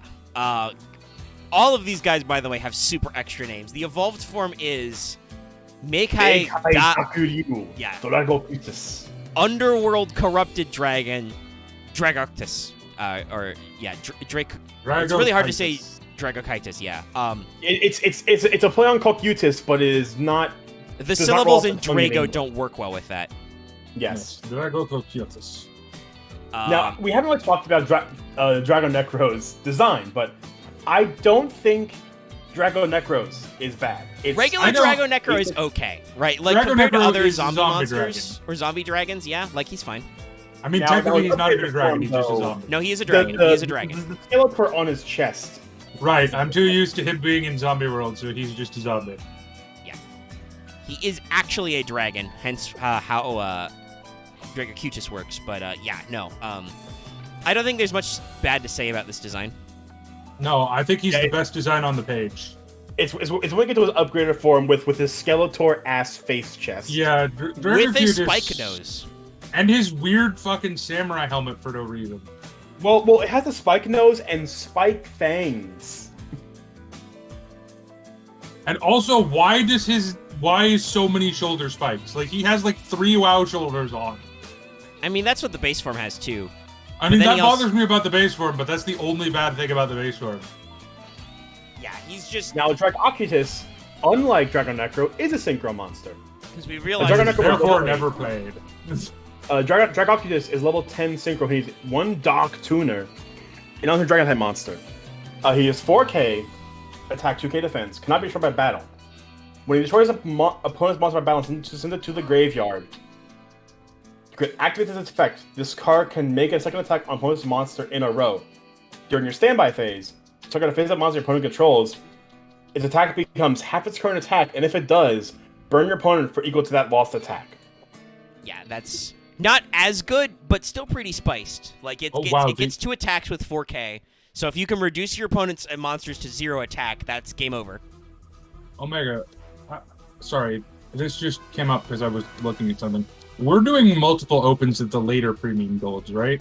Yes, those sets get when they smaller. get down to 5 cards? Yeah, those sets get smaller so we can open more. Okay. By the way, this Dallas does come from Premium Gold Return of the Bling. Yes. He is only... you can tell he's not meta because he was only ever printed in that set. Now it's time for the Maoryu. This card is bad except when it's used in weird gimmicky-ass OTKs. I will say, Beals was played for a short time in actual decks not to do Red Eyes Flare. But when Red Eyes Flare, Dark, I don't fucking remember the card. Darkness Flare Metal Dragon. Red Eyes Flare Metal Dragon became a card that existed. People stopped playing Beals. People stopped playing it. Yeah. Because they went, oh, if I summon my Beals, I just die.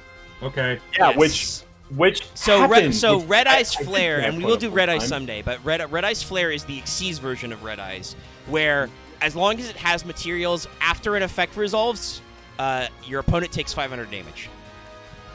Beals' effect is whenever you take damage, gain attack point. Yes. And since Flare burns 500 on activated effect, and Beals' effect is non-optional activation, what happens is your opponent, you get burned for 500, Beals activates effect to gain attack. You get burned for 500, Beals activates effect to gain attack. You get burned for 500. Yeah, Infinite loop. Yeah, you lost the game.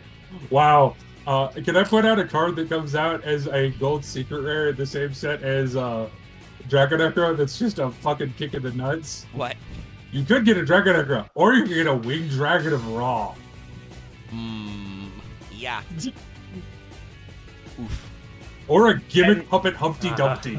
But yeah, I don't think, Beals is not a bad card. It was played for a decent amount of time. Yeah. But with the existence of Flare Metal just as a potential threat, people stopped playing this card in general. Flare Metal as, I believe, a generic rank 7. Yeah, because Flare Metal actually became meta relevant. Yeah, Flare Metal is a good card. Flare Metal is still played in decks that can make rank 7 because it's just Flare Metal is the second most meta relevant Red Eyes card to ever exist. No, I would say that's accurate. It could be third. Darkness Metal. Oh, yeah, no, right. Free Errata Darkness Metal. Okay, third. You're fair. I would say, well, in TCG, I would say Dragoon has not been as meta relevant as people would like to think it is. Vesper, do you want to check stats? Well, it was good, but it's did a not good have card. as much of an overwhelming appearance compared to the OCG. Most of what people do with Dragoon is they jam it, much like playing Mystic Mine. They jam a 3-card combo into their deck, and then they play it in whatever. Yeah. Vesper, I'll put out in the last Extravaganza, it was in 50% of the decks. But Yes, did those decks make I'm top not cut? saying No, it didn't 50% matter. of all of the decks entered. But what I'm saying is the fact that but also you have to remember it for Extravaganza of Wise Guesses, like 30% of decks being played are bad decks, That's true. and probably 95% of those 30% of those bad decks are playing Dragoon because it's the only fucking Dragoon allows bad decks to have a play. And I don't mean a bad deck as in a bad, like a not good deck, but No, a bad but deck as also in a deck. the thing about Dragoon is it could make a actual bad deck have a play, because the as much as I appreciate that Red Eyes have a meta relevant boss monster, Dragoon is such a smooth brand, no thought play, because Red Eyes Fusion is probably not okay. Well, the card that really put Red Eyes Darkness Dragoon or Dragoon of Dark, whatever the fuck, over the board is not a Red Eyes card, but is Predaplant Anaconda. Yeah. Wait, if you ban Verte Anaconda, I think you need to ban Red Eyes before that, because I think Verte Anaconda enables so a lot Red Eye, of non-meta Dragoon decks. and Red Eyes Fusion are banned in the OCG, and Verte is at 1, I believe. I don't think they need to ban Red Eyes Fusion. I do think they need to ban Dragoon. So anyways, Well, okay. What I want about as a final thought, as a Red Eyes player, I want to throw this out there. There are already people who don't even play the Verte version, because you can play Red Eyes Insight. You can play a searcher for Red Eyes to fetch Fusion as well. It's very simple. Let's get back to Let's talk about Beelzeus. Do we have to? Or Beelzeus. Beetlezeus, Or Beetlezeus, Beelzeus. Beetlezeus. Honestly, this looks like a Beetlejuice. This looks By like the way, fucking he's a sandworm. is there a story significance for why there's a lady with twin tails sticking out of the top of Beels? I don't remember. Honestly, I don't remember. 5D's manga is not better than the anime, it's worse. I'm going to check the trivia and see if it mentions why. So I'll talk about the stats of Beelzeus here really quick. So this is a level 10 Dark Dragon Synchro, 4K, 1 Dark Tuner, and 2 non-tuner monsters. I was born in the darkness. Sorry. You did buy it. Cannot be destroyed by battle or card effect, so it just can't be destroyed. Fuck you. Other monsters you control cannot attack. Once per turn, target one monster your opponent controls.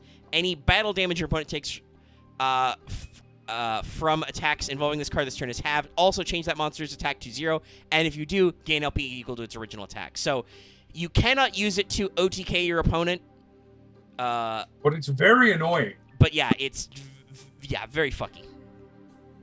So I had no answer to why there's a lady on its head, but I can say, do you want to know why this card is called Beels? Yeah. There's a Beelzebub. Well, it is, but it's called that because the guy who played it played an insect deck, so he is the Lord of the Flies. Get it? That's funny. I hate anime. Anime, what's the quote? Anime was a mistake. Quote, by the way, Hideki Anno, well-known producer of anime. I don't think that was a quote. That was not Anno.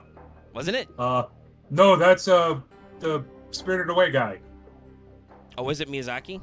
Yes, Hayao Can't Miyazaki. tell. I think I've seen that quote translated onto Anno as No, well. it is actually Miyazaki. Okay. It is from a documentary. People in which people have Miyazaki taken. proves that To be fair, people have taken that to a stock quote. They will just slap that line of text on everything. that's true, but also it's a documentary that proves Hayao Miyazaki kind of an asshole. He's a workaholic for sure.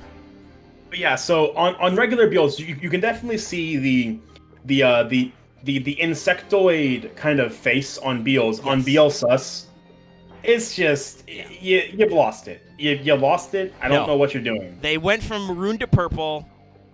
His eyes got shinier. His dragon faces got bigger and more modern Yu-Gi-Oh. That's about it. They baned it, and it just like Bane, it doesn't work. Yeah. So This one works even less. It's time to roll this in because we've hit all the dual dragons. That only leaves the modern miscellaneous retrains and variants.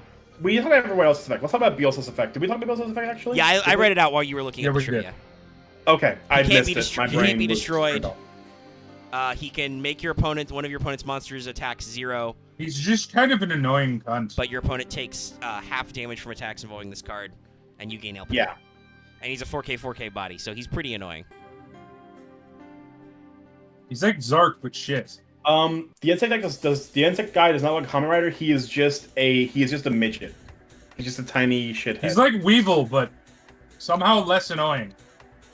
God, Weevil's sub-voice can eat a dick. His name is Sect Ijuin.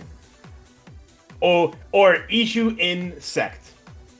Alright, I am doing some quick math on when what was released when, so... I think it was Stardust first, then... Yes, it's Shooting Riser first. Then all of these Cosmic cards, by the way, Blazer. cutting edge. Shooting Riser was a promo in 2018. Unfortunately, only one of them has ever seen any relevance play. Well, two of them literally only came out this year, Dallas, so... Oh, well, that's one of the ones that has seen play. So, yeah. I will Yeetus this and show you this Riser. This is the best image I can find of Sect that is not including him in his weird armor. Now, to be fair, there is another version of Majestic coming out, but that's not out yet, and I don't think we've got a clean scan. No. But there is a Majestic retrainer enhanced form coming out in Dawn of Majesty. Whenever that set comes out. We covered the manga Crimson Dragon at the very beginning of the review, Filthycast. Yes, we talked about Ultimaya Zulkan, the Crimson Dragon guy at the beginning, because I was like, wait, should we show that guy that first? fucking annoying combo piece. Anyway, so this is Riser. Riser is just what was that one? Shooting Star. It's just Shooting Star. Yeah, Shooting Star Dragon with a slightly different pose. Yeah, it's Shooting Star Dragon, but moderner.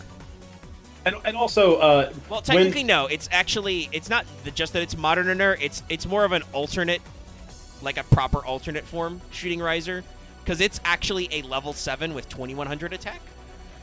So I will say about this card, I don't like the muted greens. Like making the muted greens like dark green, almost black. I don't like it. Yeah, he's got a very muted color palette, which I don't think works for like. Okay, we've seen Shooting Star or Stardust Dragon types too blinged out, right? Too much light. This is a little too dull. There's too much gray and like faded green, like you said. It doesn't pop very well, especially considering that otherwise his design is not very original. So. Well, yeah, because like you have this sparkly white. You have this white with very sparkles around it, but his greens are muted despite him being sparkly. This one actually looks like a Gundam thing. So this is actually a level 7 Light Dragon Synchro tuner. So he's a Synchro tuner. Tuner, one or more non-tuner monsters. If this card is Synchro summoned, you can send one monster from your deck to your graveyard whose level is lower than this card's on the field. If you do, reduce this card's level by that monster's. But for the rest of this turn, you cannot activate effects with monsters the same as one you sent to the graveyard. So just, it's got kind of a foolish effect, but you can't immediately use it for graveyard setup. It's more to do level fixing. Yeah, it's for Synchro fixing.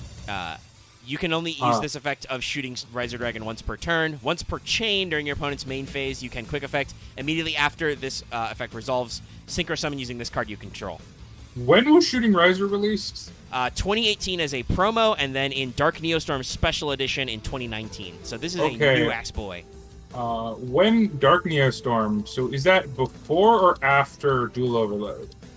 I believe that would be after Overload?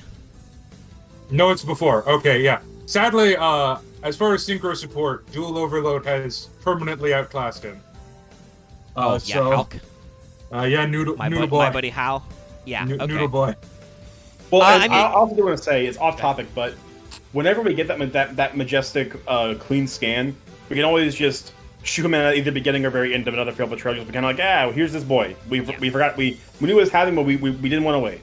yeah, this was on theme for us. But yeah, so the next would be so Riser is an interesting archetype. I think it's good if you're running a lot of synchro stuff because it's a synchro tuner. You can do some level fixing. You can load your graveyard for later, right? But this was in the height of the MR4 era, so that's okay, but it's not super great. And like Dallas said, my buddy Hal does that shit way better. Yeah, it's like if you want a synchro support, because the thing is shooting Star Dragon, you still need to play you need to build your deck around it, because you need high level monsters that you can reduce the tuning amount by the correct tuner. Why waste time with all that brain power when you could just do Unga Bunga, summon help, summon tuner? Yeah. Yeah. Anyway, I'm gonna call it a night. I'll see y'all. Right. See y'all. Yeah, we're close to being done. I think. Yeah, these are just the modern ones. We're gonna get out of here. I think Axe hasn't spoken in like an hour. I think he might be asleep. He's dead. Nope. Wait, I heard noise. Axe, are you alive? His mic lit up. No, he's dead.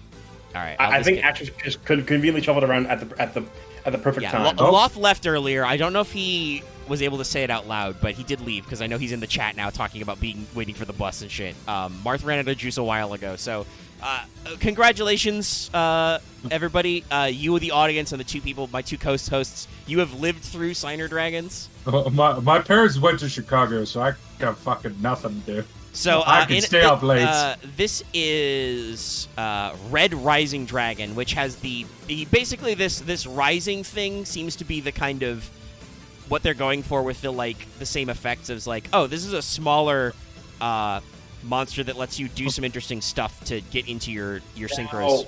Fun fact: this card is in Duel Links.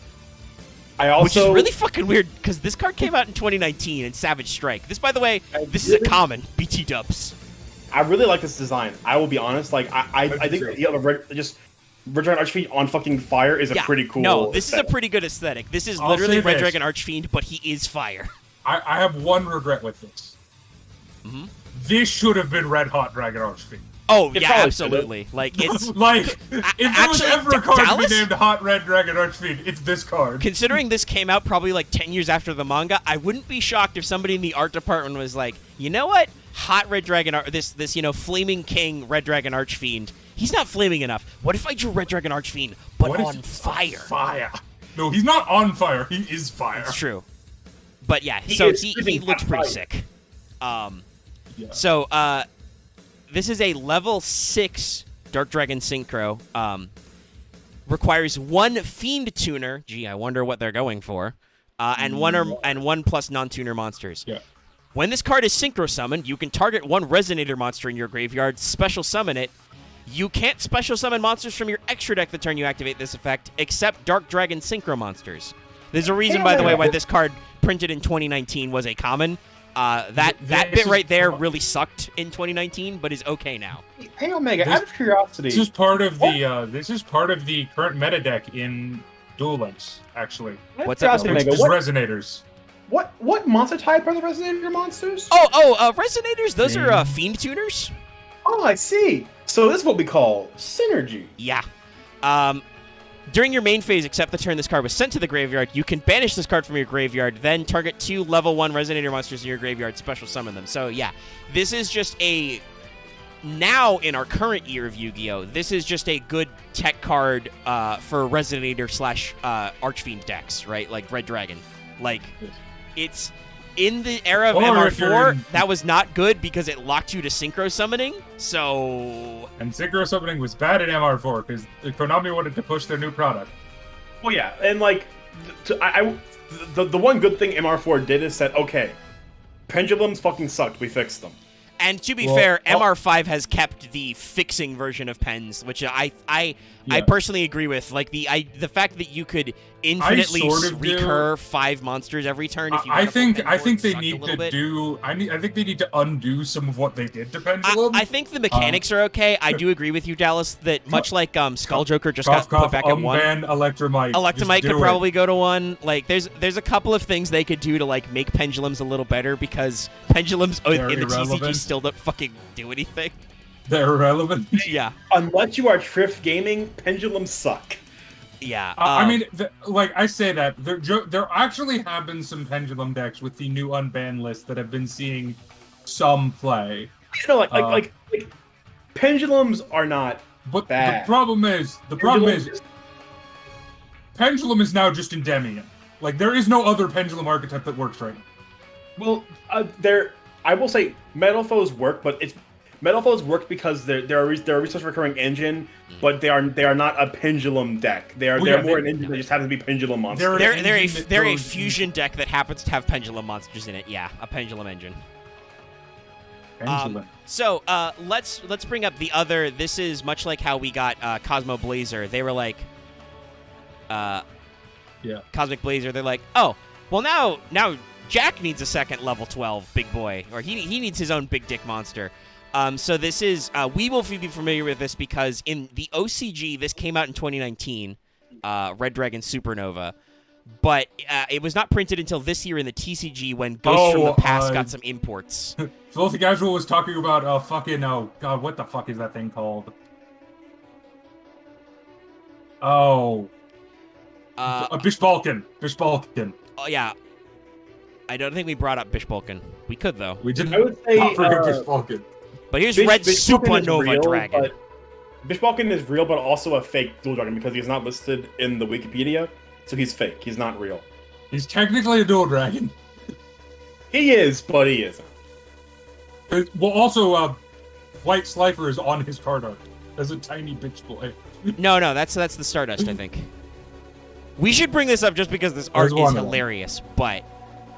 this art is so bad. But we'll do that as the closer. I've got it pulled up. So, Red Supernova has been pulled up on screen. Can I just say that it really looks like that they drew one half of this guy's design and then mirrored it. Yes. I like the design. I hate the pose. The pose is weird. Like, this is not normally how synchros appear. He is, like, descending from the exploding nuclear synchro summon. It's a little weird. But he is descending perfectly symmetrical. He is descending to the mortals. Except that he's not perfectly symmetrical because on the other side of his tail there's a weird jank thing that I don't know what that is. Yeah, like excluding his tail, he is just in a perfectly symmetrical pose where you can see every part of his design. Tail? Does his tail loop back around and that's the tip? That's not his tail. I think it's just a foot tumor. No, it is because his tail goes. His tail gets lost in the nuclear blast behind him, but it does curve around all the way. Yeah, so he's just got a weird club tail that's a little weird. Yeah, he has a tumor tail. Parts of this design are pretty sick, but I agree that the posing in perspective is not okay. Also, we've joked about ripoffs. This is just a Bahamut summon. This is like, Bahamut 2. No, that literally just looks like Bahamut. Yeah, this is just a Bahamut. I don't hate this design. I just feel like what he needed was a more dynamic pose to make it not look like that he was just drawn as a commission reference. Yes. And I believe some people thought this would be called Scarlight originally because he's Scar Red Supernova Dragon in the OCG, but they Red Supernova over here in the final official the other release. thing, too, is that there's already Scar Red Dragon Archfiend, so it probably would have been a bit too redundant or confusing for judges, potentially. But this is a level 12 4K 3K. He requires 3 tuners, triple tuning, and 1 or more non-tuner synchro monsters. Must first be synchro summoned. Gains 500 attack for each tuner in your graveyard. So once again, usually 4. This card cannot be destroyed by your opponent's card effects. Once per turn, when an opponent's monster's effect is activated, or when your opponent's monster declares an effect, quick effect, banish all cards your opponent controls. Once per turn during your end phase, after this card is banished by its own effect, special summon it. So this is just, hey, it's 2020. What if Jack Atlas's ultimate boss monster was even more of an asshole? Yeah, and this is the bit I'll talk about. We talked about names a fuck ton in this stream so far, and it just as a reference to judges. There are a lot of cards with very Japanese names that tend to be shortened for the sake of a judge looking at your cards and not having a brain, and not their brain trying to fucking melt trying to read your cards. Like for example, the Yosenju is a combo 1, 2, and 3. were Kamaitachi, Kamanitachi, and Kamamitachi. So it's a whole thing of like. Yeah, that would make a judge have an aneurysm. Yeah, like for a judge checking your deck and looking at 3-3-3, like just looking at names, it confuses them. Yeah. There was actually a Magic card, just off topic. There was a Magic card that they banned, or I think restricted from tournaments. Not because it was good, because it was a useless pack fill or nothing, but because they accidentally reprinted a card with the same name with a different effect, like 20 years later, and just went, oh, fuck. So they just emergency were like, yeah, you're not allowed to play this. Rip. But, so let's talk about the most recent addition to this list, because this just came out. Yes, Scooby-Doo Dragon. Yeah, so in the OCG, this was Blood Rose Dragon. Which I think is a dumber name. I'm going to be honest. I mean, yeah, I'm pretty sure... The thing is, obviously, to the Japanese, we talked about this, it was Blood Rose Dragon. So, like... Which I think and we already referenced the joke earlier. What they decided to do for the TCG was make it Ruddy Rose Dragon. Yeah. Which sounds like Scooby-Doo saying Bloody Rose Dragon. Yes. Which, to be fair, I think is a better name, because Blood Rose Dragon sounds stupid. And, like, Bloody Rose Dragon, maybe, but Ruddy, like, arguably means the same thing in, like, British slang. Ruddy is basically just bloody, but it sounds very silly to the ear a lot of the time. I personally would have gone with Sanguine Rose Dragon, because that invokes blood without being... I also would have done that. That sounds classier, but remember, some of the people who make this game or translate this game into America, I think this game is for 6-year-olds, so 6-year-olds are going to Targets and buying all your booster packs. That's what's happening. Yeah. We're gonna get to that guy. Well, the funny thing is that yes, this card's made this game made the thing designed for 6-year-olds, but then you have a very meta deck right now, Eldritch, with a lot of their cards that are in Spanish. Well, not only in Spanish, but kind of a little bit gruesome for a game that's supposed to be designed for 6-year-olds. Oh, yeah, what? Modern Yu-Gi-Oh! Really can't make up its mind, but I do think they probably at some point should realize that, yes, while they are offered in stores, and maybe some of them, like a lot of the obvious demon names that the Japanese just think are cool, are like unfortunately, I do think that we live in a time where 2021 is not too far in the future to avoid satanic panic. It's 2021. We really should be. Like, we should have other things to worry about, but... Do you think Hakaro could possibly be too gruesome for children? It's just a dude melting into gold. But I do think that there are some things they should avoid, but a lot of the time they should realize, like, their money isn't in kids anymore. Like, they're not the people making packs fly off the shelves. It's, asshole adults who make the packs fly off the shelves. It's the asshole scalpers, but that's another topic. So, Ruddy Rose is basically they realized... what if we put Stardust Dragon and Black Rose Dragon together? Well, but also, I think they realized, hey, Black Rose Dragon is actually a really fucking popular monster for some reason. We don't know why. Nobody liked Akiza. She wasn't in it. We didn't write her into anything, but people love that fucking dragon and its retrain. So what if we gave it some extra forms? So, Ruddy Rose, which by the way has a lot of better names in alternate languages. I think they just go for like crimson-y rose name. Like in Italian, it's Drago Rosa Carmino, Escarlate, Rosa Rojiza in Spanish. Like, they just use different fun words for red. And we got stuck with Ruddy out of all the localizations. But anyway. Ruddy Rose Dragon. It's a level 10 Fire Dragon Synchro. It's got 3,200 attack, 1 tuner, 1 or more non-tuner monsters. If this card is Synchro summoned, you can banish all cards from the graveyards. Then, if this card was Synchro summoned, using Black Rose Dragon or a Plant Synchro monster, you can destroy all cards on the field. This card makes Plant Synchro Rogue viable.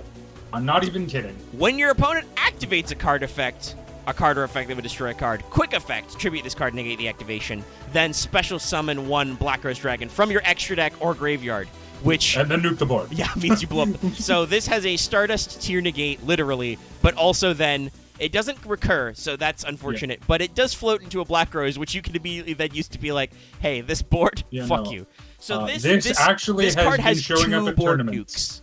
nukes. Yeah, this card has 2 because, Port Dukes, and it banishes the graveyard, which sucks for a lot of decks. Omega. Yeah. It wouldn't. Black Rose wouldn't actually destroy the field because only when it's synchro summon does it destroy all cards. Does it can activate that effect? Oh, is it only when? No, that's true. summons? But there's cards you can go to, because there's another card. I know Omega's. We're not doing a Rose episode. Not yet. It's Basil Rose Shooter. Okay, when this card is synchro summon. All right, that's very interesting. I guess it's so you can't graveyard recur. I would also say that it would make Plants Rogue viable if there was a good plant deck engine that was modern. I mean, the Rose Dragons are the only viable one. So technically, it's made Rose Dragons viable. Probably. It's iffy. Let me rephrase that. Rose Dragons with Lone Fire Blossom and Spore.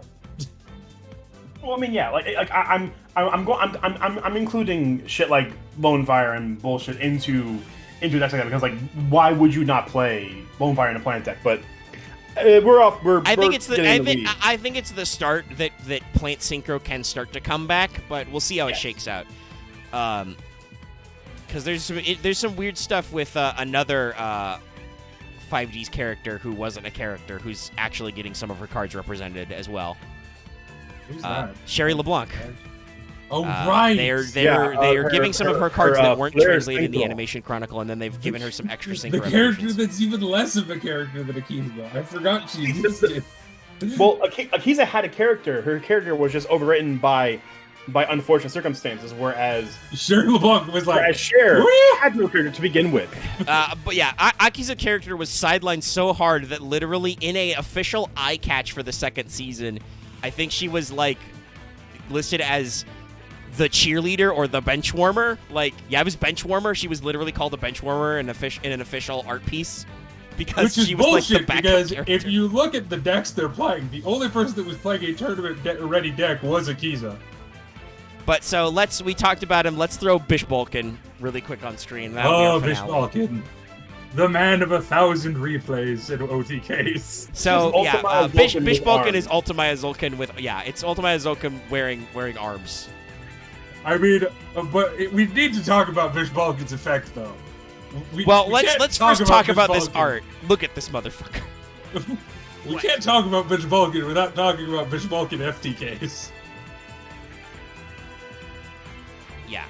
And that's not technically his full name. People have already said it in chat, but I will reiterate it out loud. Phantasmal Lord Ultimatal Bishbolkin. Yes. Bishbolkin. This card is dumb. Which, by the way, is actually his name in the OCG. Basically, it's Ultimate Phantasmal God, Ultimatal Bishbolkin. So to summon this man, he cannot be synchro summoned. He's a synchro card. What the fuck? Yes.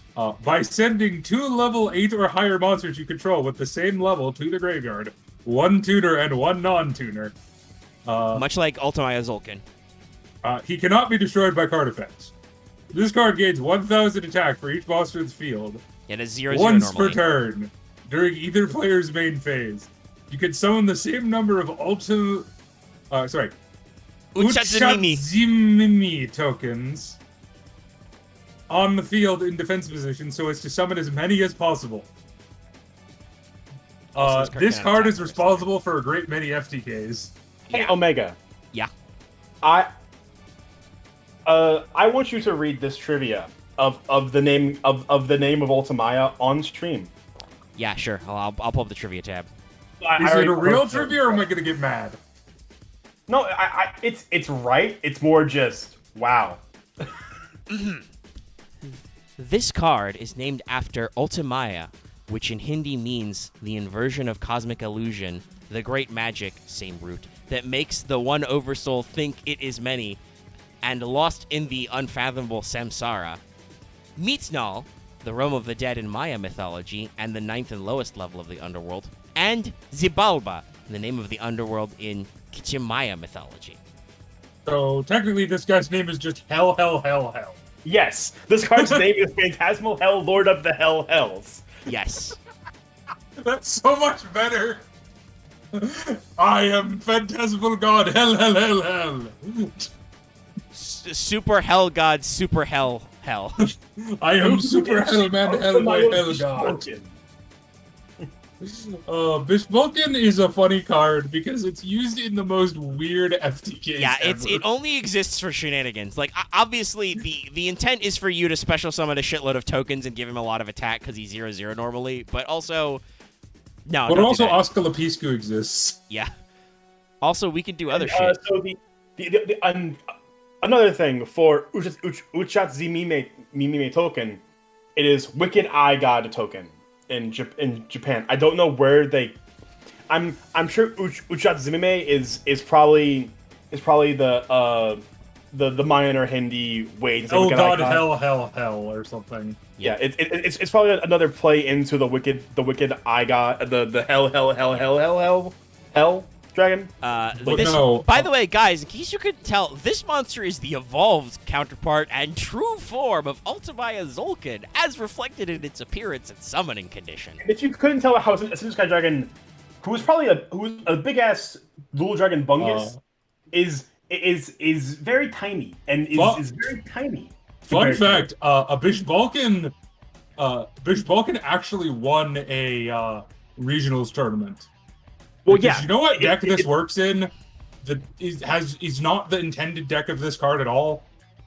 You're going to make an assumption and say Virtual World. No. Blue Eyes. I was like probably Galaxy or Blue Eyes or something. Yeah, because one of their synchro monsters is a synchro tuner. Well, it doesn't need to be synchro tuners. You just need 2 level 8. You just need a tuner and a non-tuner. Yes, actually no wait. Deep Eye, is it Azure Eyes? I think it's Azure Eyes. Yeah. So, by the way, if you want to know about Ultimaya Zolkin, that's name comes from Ultimaya and then Zolkin, which has an apostrophe in it, which is the basic style of the Mayan calendar. So that's just cosmic illusion calendar. Like, I mean, he's the Ouroboros, so that makes sense, but he's basically do the loop dragon. By the way, I want to put this out for Ultimaya Zolkin. I looked up its trivia. I love this note. Let me read this note out as we're winding down. Due to its OCG-TCG effect, this card cannot summon all of the dual dragons with its effect. It cannot summon Ascension Sky Dragon, Beal Zeus of the Diabolic Dragons, or Dragocactus Corrupted Nethersoul Dragon, which are level 10. Or Draco Necro Nethersoul Dragon, which is a fusion monster. It can, however, summon all the Signer Dragons and their dual dragon counterparts. I do like that it says, it can also summon Draco Necro Nethersoul Dragon, because it's fusion monster, damn dumbass. Yeah. That's not a synchro, dumb. But yeah, that's very funny. And I do think, like we brought up earlier, Zolkin is technically the manga version, but that version is much more connected to the Signer Dragons because of the way its effect works. Yes. Because you literally can't summon some of the dual dragons with it. I guess we could post the Crimson Dragon to have a breakdown of Crimson Dragon's design to fully wind us down. Yeah. I mean, I guess. Because like he's not a card, but we can throw him up there as we spend way too long winding out of here. He's not a card yet. I mean, I don't think he will be because Ultimaya Zolkin does the same thing. Oh god, sorry. What? I realized a card comes out in a set soon. In our progression series, and I'm terrified. Which one? Card of Demise. I did not copy that correctly. Card of Demise cannot be that early. It's in a one of the dark packs, or one of the retro packs. I remember Card of Demise coming out. There is no way it is this early. It was definitely fucking Pendulum Era. There is no way it was Hold this on, early. let me check. Let me check. It might be a weird thing where It's one of the... It's 2016. It was. I remember this card coming out. Oh, okay, so that retro pack just comes out like 20 years later for no reason. Got it. Well, it's not a retro pack. It's a Millennium Pack, Legendary Collection Kappa Mega Pack, and Dual Power. Well, the Millennium Pack is a retro pack. Oh, okay. Or at least, yeah. It's listed in the card opener as a retro pack. It's not as a retro pack, but it's very late. Well, late for us. But yeah, here's the Crimson Dragon. If you zoom back to our opening, why is its face Shenron? Well, it's face Shenron because if you look at our the taskbar or whatever and scroll to the very beginning where you can see the thumbnail, The designer tattoos all form its body. Yeah. Yes. And Yusei got the head, because of course he did. And all form the the head. And eventually Yusei gets all of them. He gets the whole Ouroboros, I believe. Yeah, I would argue that 5Ds is one of the season that does the worst job of promoting its sidecast. I think that's unless fair. your name is Jack Atlas. No. Well, I think it's the trio. They create this thing where there's 5 or 6 or 7 Ds. They at least in the title they play up there are 5 Ds. But then when you get to the second season, especially, it's just the 3 main Ds, and it's the power trio of there's also Yusei, Bruno. Jack Atlas, and there's also Bruno. Well, yeah. What happened was they likely had ideas for Leo and Luna or Lua and Ruka, depending on your choice. And then they went to school. Yeah, they said, okay, here's Yusei, Jack, here's Akiza. Crow came in later, so we're not going to worry about him just yet. As we discussed earlier, the season 2 thing happened, where Akiza's character had to essentially be tossed to the wayside. Crow's popularity was gaining. They realized that, okay, Crow is way popular than these kids, who were not hated, but were not greatly liked. And Luna was already had a weird thing of she didn't really duel in the first season Yeah, at she was all. like a dueling it was weird. She was a dueling pacifist. Yeah, and like it was a whole thing where Leo dueled in Luna's place most of the time, especially in the whole tournament arc early on. Except he was bad.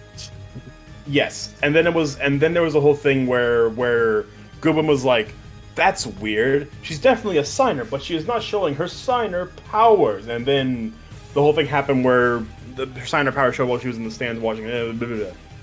But yeah. Somebody did bring up. Technically, there are 2 more Red Dragon cards in Arc V. There's Scarlight and Tyrant. I gotta be real though. There's not a lot to talk about their card arts. They are just Red Dragon Archfiend with slightly different color patterns. Yeah, I'm gonna be honest. They're kind of disappointing. They're just like I mean, I they're like Scarlight's name. I think that's a really cool name. I think they have okay names. They have okay like effects and stuff. Their art is really this is Red Dragon Archfiend but with different patterns. I think Scarlight's name in the Oshi was cooler because it was Scar Right, because he has. No, that's dumb. That's dumb and bad. I mean, it was written Raito, Sukaraito, but that's also light and right. It's both. It's doing puns. I prefer Scarlight because. I like though that it's Red Damon's Dragon Scarlight. We already mentioned about the whole Carly thing. Like season two is the cut between that controversy, which caused 5Ds to become the mess it became later down the line. Yeah, it's they had to very quickly reprioritize their effects, and they got away from occultism and cults for the most part. Yeah, and it was similar to I don't know if anyone has heard about what the original plan for Captain Falcon and the Winter Soldier was, but originally they were going to Falcon and the Winter Soldier. You say? Yeah, no, or sorry, Captain America and the Winter Soldier. No, Falcon and the Winter Soldier. Whatever. They were originally going to spread a global virus to hold the world hostage, and then a global virus happened, and they went. Yeah. Fuck. So if you did think, I think that show is actually brilliant and really good. I actually thought it was great. If you do think some of the high-level villain plot stuff is a little weird and dumb, it's because they had to drastically rewrite what the Flag Smashers were doing in the climax. Oh, we can't do this. Yeah. They realized, real life rewrote this plot. They went pretty far with Falcon and Winter Soldier. I don't think they would have gone, why don't we write a pandemic story while a pandemic's happening? Yeah, no, that would not have been great. But yeah, so... But no, unfortunately for Tyrant and Scarlight, like I said, there's not a lot to talk about. You've seen Red Dragon Archfiend before. I don't even think they do anything interesting. Also, Arc V Jack Atlas is just a dickhead. I don't like him at all. But let's see. Are there any others? I will say for Arc 5 Jack Atlas is just a different character, similar to most of the Arc 5 versions of the character. Like, I like Arc V. Omega, I think that's what you're confusing. I'm an Arc V apologist. That's true. You are definitely like, I'm still okay with Arc V. Like, I know the last 10 episodes are a fucking clusterfuck of epic proportions, but I like it. By the way, I want to throw this out. Vesper, I just realized you haven't thrown battle wasps on failed portrayal yet. I mean, to be honest, there aren't enough battle wasps to make an episode out of. That would be a joke. But they just made me think of it. If they release more battle wasps, I may consider it, which they fucking might. But they probably will at some point. There are 12 battle wasps, and most of them are not even. Well, there's 9 battle wasp monsters and 3. I mean, I'll say this, because people are somebody's like talk about Stardust Trail. There are actually a handful of non-Stardust Dragon, Stardust monsters we could probably bring up. Later, not now, because it's like 2 a.m. and we've been going for like 3 hours. I need to go. I was trying to bring Oh my up. fuck! Is this a real card? This card exists. What card? Shooting Star Dragon TGEX. What? Oh, fuck? Wow. This card doesn't sound real. That's not real. Hold on. I'm gonna go because I have work in the. Oh my god, it is. Oh my god, Hold it on, is. I gotta show this on screen. Card. Okay, I need to see that. I'll leave us to see this. Yeah, Which... you can watch this. This card. What? Oh, okay. What? Hello. Oh my god, it's a Wait, it's does a it count as Tech Genius crossover. Yeah. What is GFTP? What is GFTP? Ghost from the Past. What Set. the fuck? Yeah, this came out this year. What is this card? I don't think anybody talked about that either. I didn't know it was quite a. How did no one talk about this? To be fair, I think most people wanted to forget Ghost from the Past existed. Why is it a TG monster? I think it's because obviously the bond between Bruno and Yusei. Or what the fuck was his? It's a monster you control. You can banish one to the monster. Look at you destroy this card. You can. What did he call himself when he was evil again? Was it like Antimony or fucking Antimony. something? It's because usually you could probably be using TG cards to get it out anyway. I mean, the only good thing that came from Ghost from the Past was Time Thieves reprints.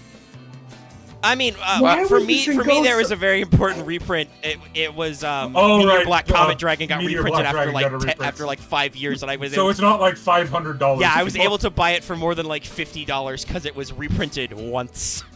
It was printed one time as an Ultra, and it had been 5 years, so they didn't exist anymore. Oh, they also reprinted the Mega. See you tomorrow, guys. Nice. Yeah, well, I'll see you tomorrow, Axe.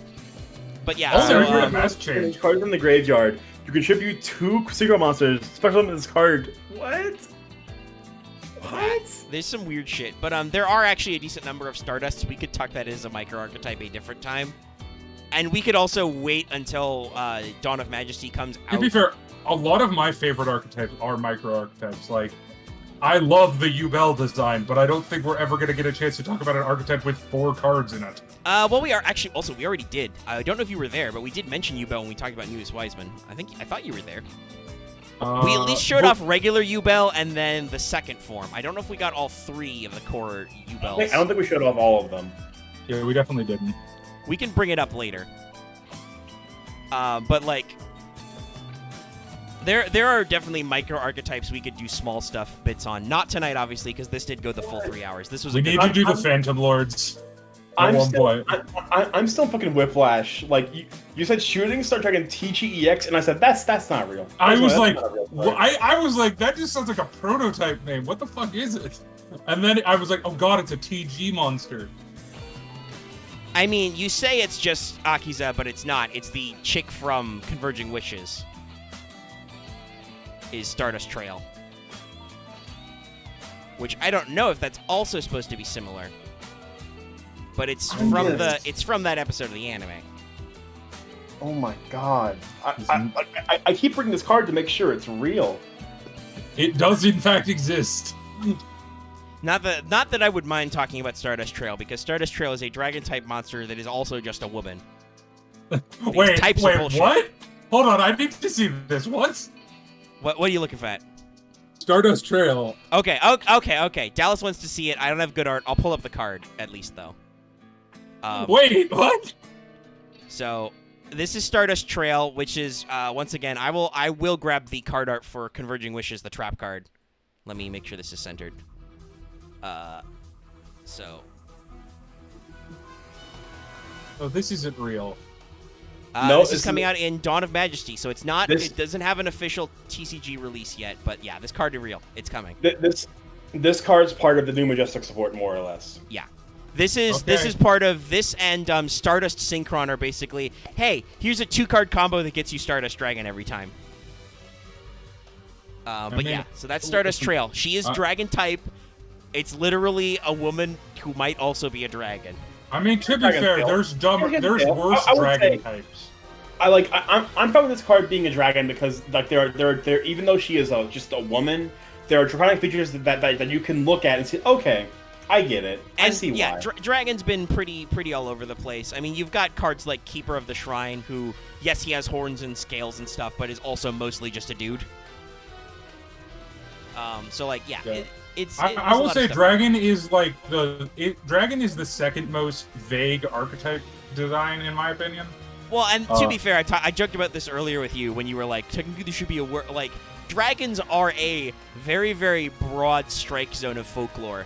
Nobody can be exactly sure what a dragon is, just that we as human society we have decided that scaly things with numbers of limbs and a certain head shape and horns are probably all dragons, even though a lot of them are called different things and have vastly different appearances. So, Around the outside. No, yeah. I still maintain the worst archetype for staying on theme is Spellcaster.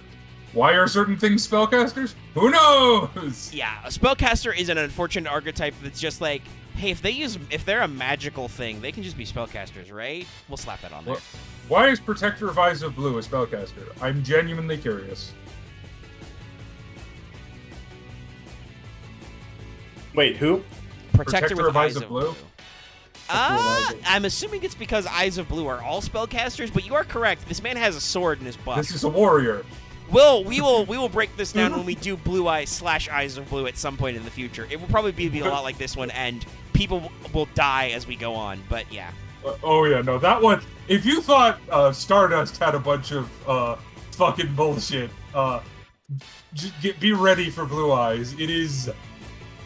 There is no archetype that has been milked more. Blue Eyes / Eyes of Blue is probably one of the hardest shield archetypes because Kaiba and Blue Eyes are super popular. Like, every so often they remember to, like, try a new thing with Red Eyes. Dark Magician comes and goes in waves because it's it's a quintessential ace monster. But also, I feel like they're decently protective of Dark Magician. Like, they don't go out of their way to do, like, crazy shit. They're like, okay, we'll make him Xyz, we'll do the illusion thing, blah, blah, blah. We'll make him also fuse with Red Eyes, because that's incredibly obvious. How did this take us 20 years?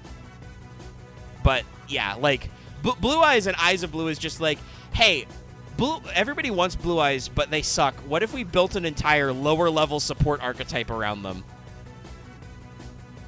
And that's Eyes of Blue. Yeah. But, all right, it is getting late. We've been going for over 3 hours. We've hit up all the main stuff. I think it is time to wind this on down.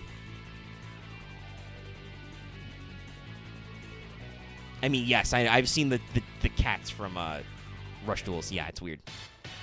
Wait, what? Hold on. Oh, you haven't? Rush has some very interesting puns it chooses to make. There's Blue Eyes White Cat and Red Eyes Black Cat. Yeah. Okay. Meowrific. Yeah. Also, in Rush Duels, they're straight up releasing Pot of Greed as a video game promo. That's not going to get out of hand. No. It's a legend card, so you can literally only play one of it and also play no other legends, but still, I'm like, that might be a little too much, guys. You already draw a shitload of cards in Rush. Drawing 2 cards is probably OP. No, there is no overpowered. There is only draw. There is only go fast. Eat cards. It makes us feel alive. Our heart beats in hyperdrive. I personally, I can't wait till they actually get a new season of Yu-Gi-Oh! That isn't whatever the fuck Rush Duels is trying to be. Yeah, I'm very curious because they did decide to extend Rush for 2 seasons. Oh God. Like it's already in the 50s of episodes, but I expect they'll probably take a break. I mean, I don't actually think that the story of Rush is okay. Like, they do actually have some interesting commentary from what I've read. Like, they're going places. Okay, let me rephrase that. The concept of Rush Duels is what I have a problem with. Yeah, Rush is an interesting format concept, and I don't want to get into it, but it's a thing. I think the show's idea of Rush as like our main character is literally a kid who just wants to play Yu-Gi-Oh, but everybody who plays Yu-Gi-Oh is try-hard adults, so he makes his own bootleg Yu-Gi-Oh for Which kids. is kind of funny. I'm not gonna lie. I like that idea. That's what I mean by the commentary, right? Like they have some interesting statements to make about the wider Yu-Gi-Oh audience. Well, yeah, y'all are a fucking bunch of loser tryhards. I don't really want to get into Rush format as a whole, but it's definitely Sevens and Rush Duels are definitely not designed for a legacy audience. It's designed as like here is a format for kids who want to play Yu-Gi-Oh to get into. Yeah. It was a new card pool. You don't have to worry about buying $90 singles. Just play whatever the fuck you want. And they do have legacy tuck-ins if like, and I expect in Japan getting people to play a simplified version of Yu-Gi-Oh is easier. Over here, most people go like, "Oh, this is literally a kid's game. I don't give a shit." I think they've got interesting concepts, but I will say their art direction is so weird. I've showed shit like Dion Keto Prison Ward, and I'm like, what is happening? I'm not averse to this art, but also what the fuck? It's like I'm like, because isn't his Ace Monster like Magician Blader or something? Seven Roads Magician? Yeah. Who has just a giant fuck off sword? Yeah, is it Seven Road? Let me pull him up. Seven Roads Magician. It is Seven Roads Magician. We'll end on this shot. Copy image. I'll do the outro and everything, but look at this motherfucker. Look at this guy. Man, everything's so goddamn chibi. This is the protagonist boss monster. He is a magician. Why does he look like he's wearing bondage gear? I mean, that's not out of place for Yu-Gi-Oh, but like that's he's got fair. Capes and rings. He's got an eye patch, which is also fire. His hair is fire. He has a huge sword. What is this guy doing? And just a navel gap. Like, this is what I mean. The art direction of Rush and Sevens is fucking weird. I'm not opposed to it, and I wouldn't mind if some of the archetypes and stuff they came up with came back into the core game. We will have to see, because we know Sevens is getting an official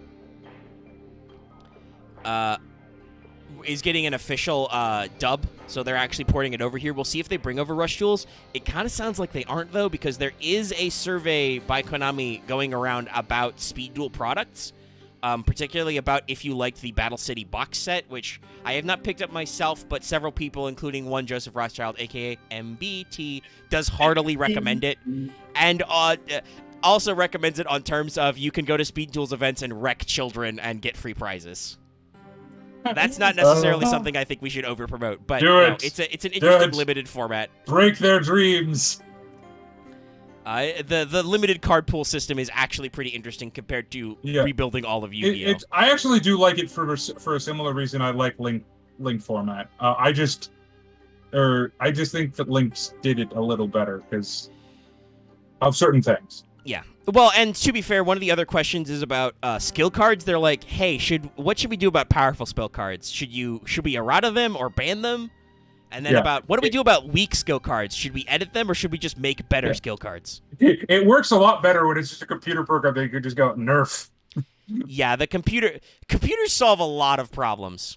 But we're not here to talk about the ultimate format of Yu-Gi-Oh! Nor are we here to talk about the fact that Utopia did show up in Rush Duels with a baseball bat for some ungodly reason. I saw that image. I thought that was fake. No, that's real. That happened. It's really real. I love it. It's great. Rush is, like I said, Rush is weird. It seems like a little bit of a drug trip. I should probably check it out at some point. To end off our discussion on Rush Duels, I think the best way to cement it is the TCG with that fucking meme of the cat going, the fuck they doing over there? I think it's the best way to cement how TCG views the Rush Duels. We don't know what's going on. I feel like Rush Duels are like I feel like Speed Duels are like this soulish cash-in, and then Rush Duels are this project that was handled by this one crazy guy who works at Konami. I mean, Rush definitely, as a tie-in to an anime, has a feeling of like, oh, this is like an artistic project. Speed Duels is just, hey, Duel Links is popular. What if we just turn that into a cardboard format? Please buy it, and not Duel Links, which is just readily accessible and pretty cheap. Well, and to be fair, the initial releases of Speed Duels were bad. Like the booster sets and the early starter decks were awful, but the Duelist City box and some of the later shit is actually like really good and easy accessible, and you just can get cheap ass staples. But the TCG knows they have an interesting nostalgia market. I'm not opposed to the card list in the Egyptian God decks, but they are absolutely like, hey, do you play Kitchen Nostalgia Yu-Gi-Oh? This set is for you. We printed 1 copy of Harpy's Feather Duster in here. Which Also, now, here is Blue Eyes and Red Eyes Cat. Meow. No. Yeah. No. I like that Blue Eyes White Cat, it says, they will bring you happiness if you take good care of them. The Black Cat is, it brings misfortune and unhappiness. That cat is way too nice and accepting for a cat that Kaiba would use. Yeah, I don't. It's weird, but all right. We've been going. We managed to stretch this for 3.5 hours. Thanks so much for tuning in to Fail Portrayal. I do not want because we are switching to a new format. We're doing matches and stuff. I don't want to overcommit. We may actually take a little bit of time tomorrow, but we are going to shoot our first episode of the 5Ds format. Some people may synchro summon, so we'll see what happens. Thanks so much for tuning in, everybody. Some people may fusion summon. Well, I may be playing one deck that has synchro cards in it. Will I play it next week? I don't know yet. I don't know. No one knows. We'll see what happens. Dice. So, but all of us are in separate first round matches. By the way, I'm legally obligated to play Dice Foon when it comes out. I know it's bad, but I feel like I have an obligation. Dallas. Keep in mind, Gage plays Dice Foon. It's fine. Gage, where are you? Now you're comparing me with Gage. I'm not that bad. Gage.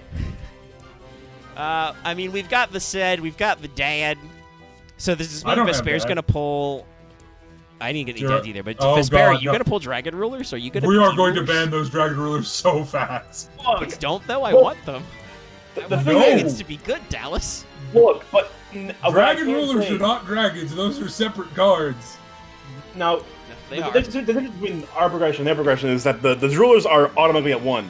So everyone's going to get them because they're fucking rares. Everyone's going to have them. Everybody's gonna have their one of everything, so we'll see how it shakes out. But that may still be too much, obviously, even in limited. It will be, but I don't think it'll be so absurdly disgusting that will ban every single ruler first No, format. we're probably just going to ban the Well, Earth the and thing Fire is, one. well, actually, I don't know. That'll be the middle of Xyz. Robin will hopefully have joined us by then. We may have 4 bans. But I think the Wind one is okay. well, the Wind one is unbanned in real life, isn't he? It's at 1. One of them is at 1. It's not banned, but it's at 1 normally. It's Tempest because even though Wind Dragons were really good to start with, they aren't anymore. Yeah. Dallas is playing Dungeon Dice Monsters. Everyone else is playing Yu-Gi-Oh! Correct? Arguably. This game uses dice. Anyway, we will see you guys later. Thanks so much for tuning in. Don't forget to like, comment, and subscribe. I believe I have at one point called myself the Duke Devlin of our series. Hypothetically, we've hit 3K subs, so yay. We'll see if that number sticks. Yeah, YouTube is saying we're at 3K. Fucking but awesome. That was after it told us some nonsense. Like, I talked about this with Lucky on stream last night. There was a brief period where for a couple hours it said we had 3,100 subs, and I was like, there's no fucking way. No. That's not real, YouTube. Omega, I love you guys. There's no way you grew that fast. No, we did not go from almost not able to hit 3K to 100 extra in a single night. Unless one of you was involved with a Paul Brothers scandal I don't know about, that didn't happen. No. So, but it is settled. It is currently displaying 3K. We'll hope that number sticks. But yeah, we will see you guys in our next video. And if you haven't watched it already, please watch Progression Tournament 26, Lightsworn Destroy Us. As Lightsworn destroyed the final several people here. is great. The final is great. Watch the final. It's amazing. So we did have a minor spoilage that both finalist decks played fucking Fiber Jar, but that's why we banned it. But I don't know. Yeah, but trust me, the final is not what you're gonna think it is, and it's the final goes very different from what you think 2 decks that include Fiber Jar go through. It goes, it does a thing. But yeah, we will see you soon, and everybody remember, fuck Painful Trace. Yes, no, fuck Painful Trace. End stream.